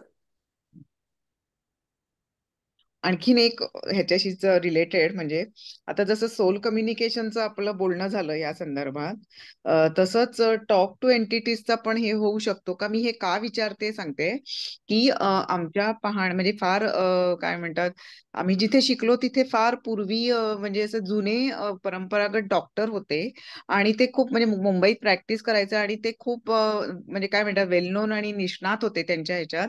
म्हणजे लिटरली सकाळी 4:30 वाजल्यापासून त्यांच्या क्लिनिकला रांगा वगैरे लागायच्या. तर अशी एक दंतकथा म्हणा किंवा काही, की त्यांना एक कर्णपिशाच्च अवगत होतं. म्हणजे त्यांची जी बसायची खुर्ची आहे ना, त्याच्या बाजूला एक वेगळं आसन ठेवलेलं असायचं त्याच्यासाठी. आणि म्हणजे लिटरली आम्ही बघितलंय त्यांचं डायग्नोसिस आणि ट्रीटमेंट परफेक्ट होतं असायचं. सो असं आम्ही ऐकलं की ते कर्णपिशाच्च म्हणजे पेशंट आला त्यांच्या समोर की त्या पेशंट बद्दल त्यांना आधीच सगळी माहिती वगैरे कळायची आणि मग ते त्यांच्या पेशंट बद्दल सगळं सांगायचे. म्हणजे जसं एखादं ज्योतिषी वगैरे कसं सांगेल तसं आजाराबद्दल आणि बाकीच्या सगळ्याबद्दल माहिती सांगायचे. तर म्हणून मी आउट ऑफ क्युरिओसिटी हा प्रश्न विचारलाय की म्हणजे त्या टॉक टू एंटिटीजचा पण ह्याच्यामध्ये उपयोग होऊ शकतो का पॉझिटिव्हली असं? तो कर्णपिशाच्च किंवा हे जे सगळे ह्या जे सगळे साधना आहेत किंवा सिद्धी आहेत, साधनापेक्षा सिद्धी आहे, साधनेनंतर जी येते ती सिद्धी आहे, ती एंटिटीजचाच भाग आहे हा. मगाशी जे मी म्हणाले की जसं निगेटिव्ह एंटिटीज असतात तशा हेल्पिंग एंटिटीज पण असतात आणि त्या कशा आहेत किंवा आपल्याला त्या कशा माहिती आहेत त्यापेक्षा त्यांचं खरं स्वरूप खूप हेल्पिंग नेचरचं असू शकतं. त्या कर्णपिशाच्च म्हटल्यानंतर ह्या शब्दाची भीती वाटते. पिशाच्च वगैरे असं नको वाटतं, नको नको, तो आपला भाग नव्हे, आपला प्रांत नाही, लांब आहे हे वाटतं. But ideally if that entity was helping that doctor, त्यांच्या मदतीने त्यांनी किती केसेस रिझॉल्व्ह केले असेल ज्या खरं किती कठीण असू शकतात किंवा कॉम्प्लिकेटेड असू शकतात. So definitely yes, entities, all sorts of entities are there to help you. It is up to you, तुम्ही त्यांची मदत कशी करून घेताय. आणि दुसरं म्हणजे असं मगाशी विचारलं हा क्वेश्चन, पण तरी मी असं विचारते की आपण सपोज या एंटिटीजची मदत घेतोय तर नकळत म्हणजे पुढे जाऊन कुठे त्यांच्यापासून आपल्याला काही हार्म होणार नाही ना? हे मी का विचारते योगिनी ताई माहितीये का, की म्हणजे मी असं ऐकलंय की आता जे ज्योतिष विद्या वगैरे शिकतात आणि असं खूप छान काय म्हणतात एकदम अप टू द मार्क असं छान प्रकारे प्रेडिक्शन वगैरे करतात, पण मी असं कुठेतरी ऐकलंय की ज्योतिषांचा शेवट चांगला होत नाही वगैरे असं. तर त्याच्यामुळे माझ्या मनात एक प्रकारचं भीती बसली आहे की मला वाटतं की नको आपण ह्या काही असं शिकायला वगैरे नको. बाकी काही नाही, अनायासेन मरणम मला सातत्यात आठवत राहतो. म्हणून हे काही करायला नको. मला असं वाटतं तर वैद्यकीय पण सोडून द्यावं, बास झालं, जेवढं केलंय तेवढं, आता पुढे काय नको बाबा, मला ह्यातलं काय सगळं नकोच आहे असं वाटतं मला समाव अगदी. कसं आहे माहितीये का की कुठे थांबायचं हे कळलं पाहिजे, हे सगळीकडे लागू आहे. एखादी विद्या येते किंवा एखादी गोष्ट, एखादी क्षमता आपल्याला कळलीये, मिळालीये, तर तिचा अतिरेकी वापर नाही करायचा, एक्सप्लॉइट नाही करायची बेसिकली ती कपॅसिटी. म्हणजे असेही लोक असूच शकतील ना ज्यांना एंटिटीजची जाणीव आहे किंवा वाय एंटिटीज म्हणजे मी अमुक तमुक यांना मानतो, कोणी घ्या, या डॅश डॅश डॅशना मानतो आणि त्यांनी माझ्यासाठी स्टेशनला जाणारी बस थांबवून ठेवली किंवा त्यांनी म्हणजे इतके विचित्र, म्हणजे इथे बोलूही नाही एवढे स्टुपिड कारणांसाठी लोक आपल्या ह्या अशा सगळ्या एनर्जीजना वापरतात, विच इज व्हेरी अननेसेसरी. म्हणजे ज्या गोष्टी माझ्या क्षमतेमध्ये आहेत त्याही गोष्टींसाठी जर मी ह्या सगळ्या गोष्टींना, ह्या एंटिटीजना, पॉझिटिव्ह माझे गार्डियन एंजल असतील, सेंट्स असतील, माझे अँसेस्टर्स असतील, अँसेस्टर पण आपल्याला हेल्प करतात, त्या सगळ्या ते आहेत अवेलेबल आपल्यासाठी, म्हणून आपण त्यांना उठसूट सारखंच सगळ्याच गोष्टींना कामाला लावायला लागलो तर होणार काय, त्यांना प्रॉब्लेम नाहीये, ते हेल्प करायलाच आहेत. होणार हे की माझ्या इथे बिघाड होणार आहे, बिकॉज मी सतत हे जग आणि ते जग ह्याच्यात उड्या मारत राहते, which is not necessary. Okay, so हे जेव्हा होतं ना तेव्हा डेफिनेटली तुमच्या ताब्यात, तुमच्या कंट्रोलमध्ये राहणार नाही. मग हे कुठे जाऊन एंड होणार you will never know. So कुठे थांबायचं हे जर क्लिअर असेल, किती त्याचा एक्सप्लॉइट करायचं हे जर क्लिअर असेल, तर मला नाही वाटत की कुठेही असा प्रॉब्लेम होईल. आता सिंपल गोष्ट बघा की गॅरीची मुलगी जी गॅरी डग्लसची जी मुलगी आहे, she has started this talk to entities course आणि good I think 20 years back और समथिंग, मला एक्झॅक्ट वर्ष नाही माहिती किती वर्षांपूर्वी ती, आणि ती किती लहान होती जेव्हा तिला एंटिटीज कळायला लागल्या. तिला अगदी लहान वयात, बालवयात एंटिटीज तिला समजायला लागल्या आणि she started taking help from entities. मग तिने त्याचा अभ्यास केला आणि त्याचा पुढे कोर्स झाला आहे.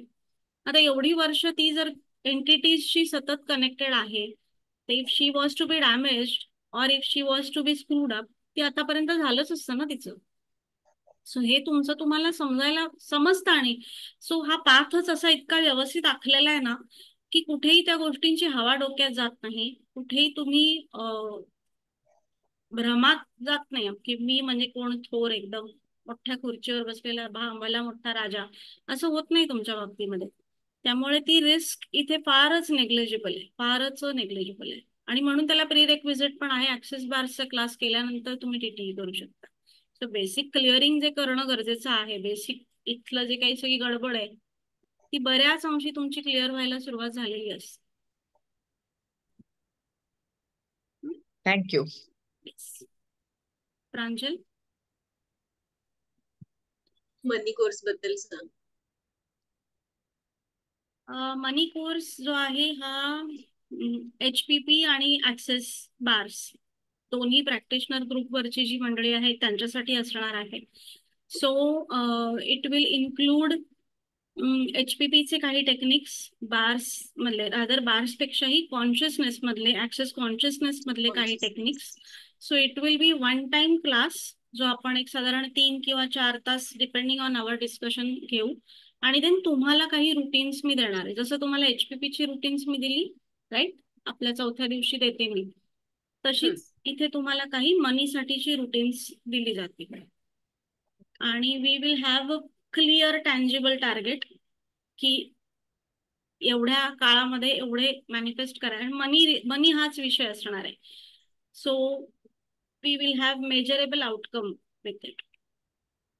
ओके. आणि ऍक्सेस आणि HPP ज्यांचं झालेलं आहे आतापर्यंत आणि आताची जी बॅच, उद्यापासूनची जी बॅच आहे, त्याही मंडळींना ह्याच्यात सामील होता येणार आहे. मोस्ट लाईकली आपण हा नवरात्रानंतर घेऊ, कारण नवरात्रात आपला बाक रेमेडीजचा कोर्स सई कुलकर्णी मॅडम घेणार आहेत. सो तो झाला की मग आपण मनीचा क्लास घेऊ. तो मोस्टली 1 day क्लास असेल. You will not need stretch. So ज्यांनी अजूनही HPP ला ऍडमिशन घेतलेली नाही आणि घ्यायचं का नाही घ्यायचं, घेऊ का नको घेऊ हे सुरू आहे, त्यांच्यासाठी हे इन्व्हिटेशन आहे. येस श्रुती. मग तो मनीचा कोर्स आहे तो ऑनलाईन आहे की ऑफलाईन आहे का? ऑनलाईन. ऑनलाईन ऑनलाईन आहे. Okay okay. ऑनलाईन. आणि त्यात पण म्हणजे असं रेकॉर्डिंग त्या मुलाधार सारखं तसं असणार आहे की असं आपण लाईव्ह घेणार आहोत? लाईव्ह असं समोरासमोर बसून गप्पा मारत मारत पैशाबद्दल मस्त मस्त गोष्टी बोलूयात. आणि दुसरं मला विचारायचं होतं, आता मुलाधारचं तर मी अजून जास्त स्टार्ट केलंय, पण जर त्यामध्ये काही क्वेरीज असेल तर त्या कुठल्या ग्रुपवर विचारायच्या? मुलाधारचा ग्रुप आहे ना, तुम्हाला ऍड केलंय त्याच्यावर. Yes yes. Okay okay. Yes. ठीक आहे. श्वेता, बाक रेमेडीज बद्दल सांगा ना, काहीच आयडिया नाहीये मला. ओके. कुलकर्णी मॅडम बोला.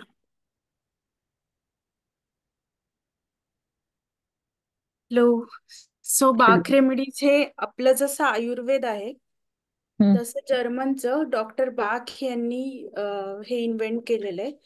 सो स्पेसिफिक फुलांचे जे अर्क असतात, फुलांवर पडणारे जे दवबिंदू आहेत त्याच्या अर्कापासून हे औषधं तयार केले जातात. आपल्याकडे येईपर्यंत त्याच्यामध्ये काही प्रमाणात अल्कोहोल, एक मिनिट,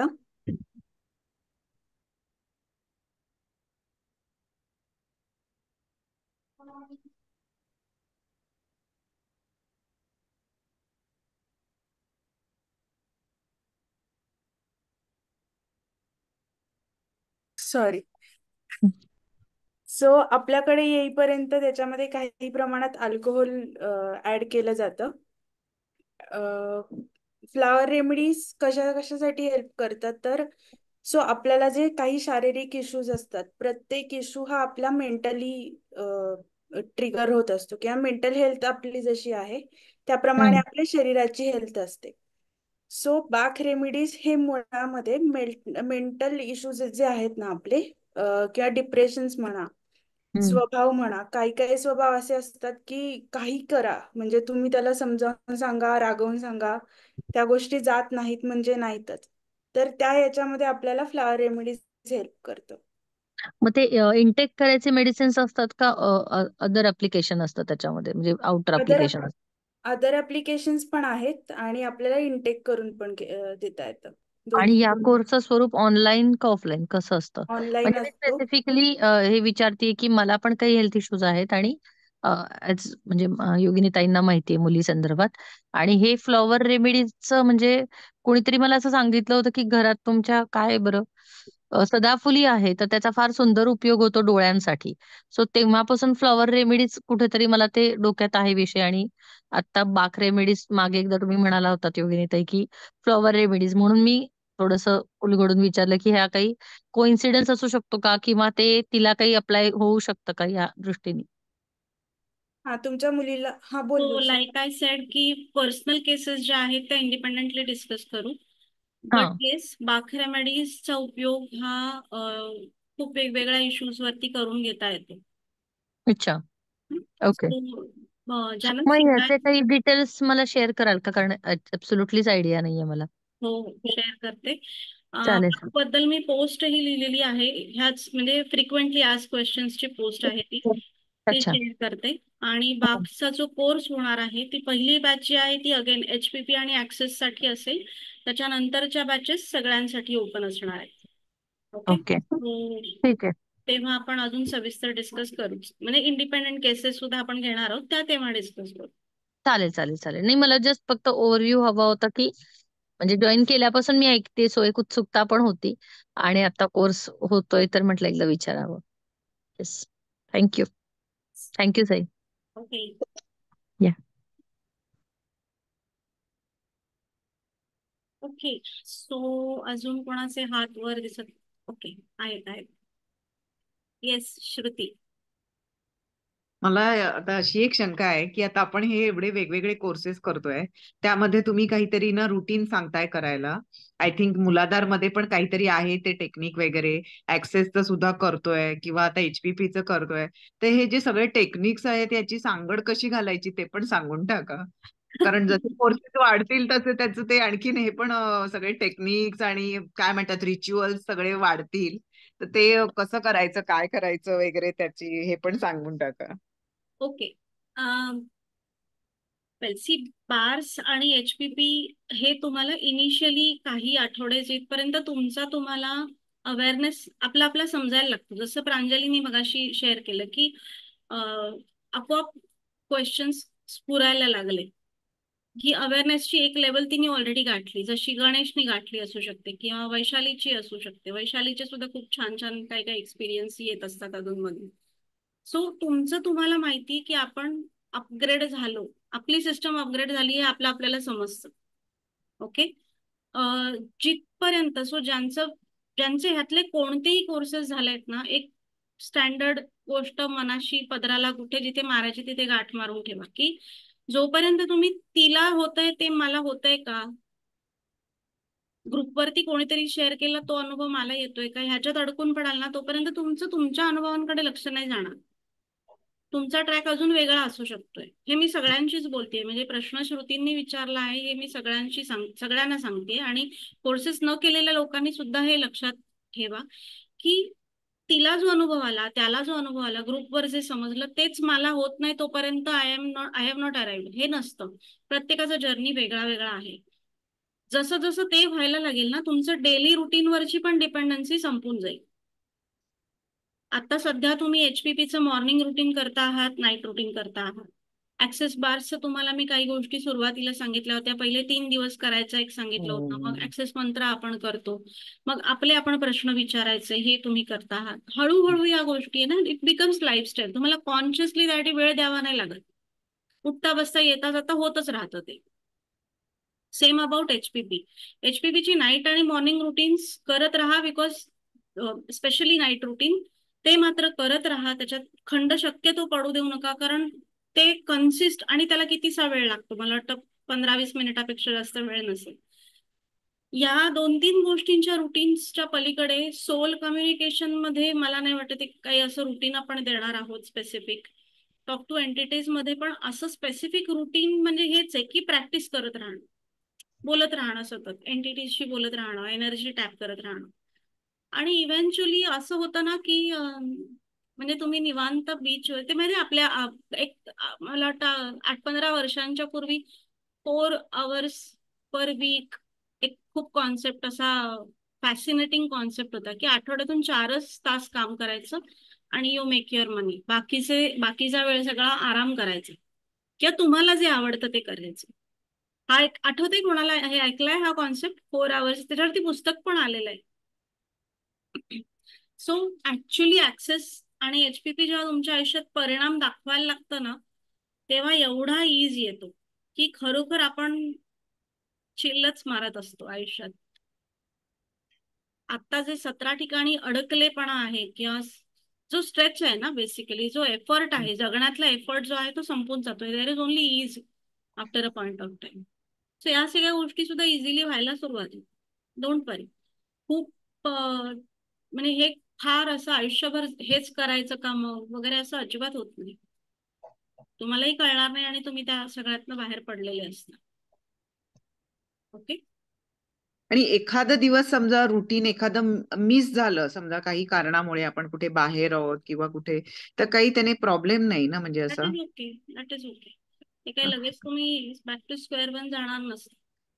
कारण समजा नाईट रुटीन किंवा सपोज मॉर्निंग रुटीन मिस झालं तरी डेली 108 ते आता तर असं आपलं जपासारखंच झालेलं आहे, म्हणजे ते आतमध्ये चालूच असतं म्हणा. मॉर्निंग आणि नाईट रुटीन सुद्धा इव्हेंच्युअली तसंच होणार तुमचं. नाही तुम्हाला ते समोर असण्याची गरज नाही. किंवा मॉर्निंग रुटीनला तरी ठीक आहे, चला ते 5 to 4 हर्ट्स आपण ऐकतो.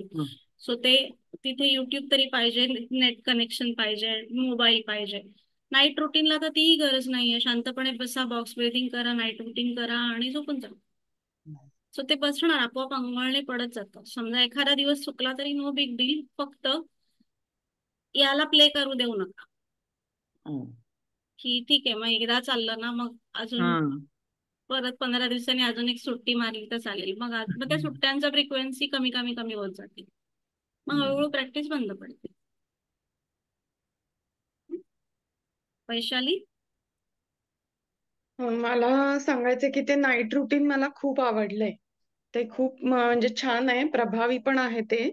आणि पण ते करता करता झोप लागून जाते ना, तर ते दिवसा पण केलं तर चालेल का? काल मी संध्याकाळी ते 108 केलं, पण मी म्हणलं विचारूया त्याच्याबद्दल की चालेल का? 108 करा. 108 करायला काही हरकत नाही, पण नाईट रुटीन हे नाईट साठीच आहे, त्यामुळे ते रात्रीच करा. ते झोप लागली तरी काही प्रश्न नाही. सकाळी उठताना तुमच्या तोंडात आपोआप परत HPP सुरू राहतं. दॅट मीन्स तुम्ही रात्रभर HPP केलेले, सो त्याला काही हरकत नाही. ओके, सो थांबायचं इथे. 11 वाजलेत. आय बिलीव्ह जेवढ्यांचे प्रश्न होते तेवढे सगळे प्रश्न त्याची उत्तरं मिळालेली आहेत. सेशन रेकॉर्ड झालेला आहेच आहे. अपलोड करते आणि लिंक शेअर करते युट्यूबची. आय नो काही जण आज फक्त नुसती ऐकायसाठी येऊन बसली आहेत. सो पुन्हा जेव्हा आपण असं भेटणार आहोत तेव्हा निदान व्हिडिओ तरी सुरू करा, म्हणजे मला कळेल की तुम्ही कोण कोण मंडळी. बरं शेवटचं 1-2 मिनिटासाठी व्हिडिओ सुरू करा बरं सगळ्यांनी. वा वा, क्या बात आहे. आहेत मंडळी, जागी आहेत, झोपलेली नाहीत. हाय विनया, हाय ऋतू, हाय सुनीता, ओके, हाय संपदा, हाय गिरीश. ओके, सो इथे थांबूया. तुम्हाला अजूनही आता हे सगळं ऐकल्यावर नव्याने प्रश्न पडले असतील. ग्रुप आपला चालू असतो. मॅजिकल माइंडसेट अशा प्रश्नोत्तरांसाठी भरपूर वापरून घेऊ शकता, काहीच हरकत नाहीये. मी इथे रेकॉर्डिंग स्टॉप करते. मला रेकॉर्डिंग नंतर तुमच्याशी काही गोष्टी बोलायचे, ते 5 मिनिटं अजून लागणार आहे. सो धन्यवाद आता आज वेळ दिल्याबद्दल.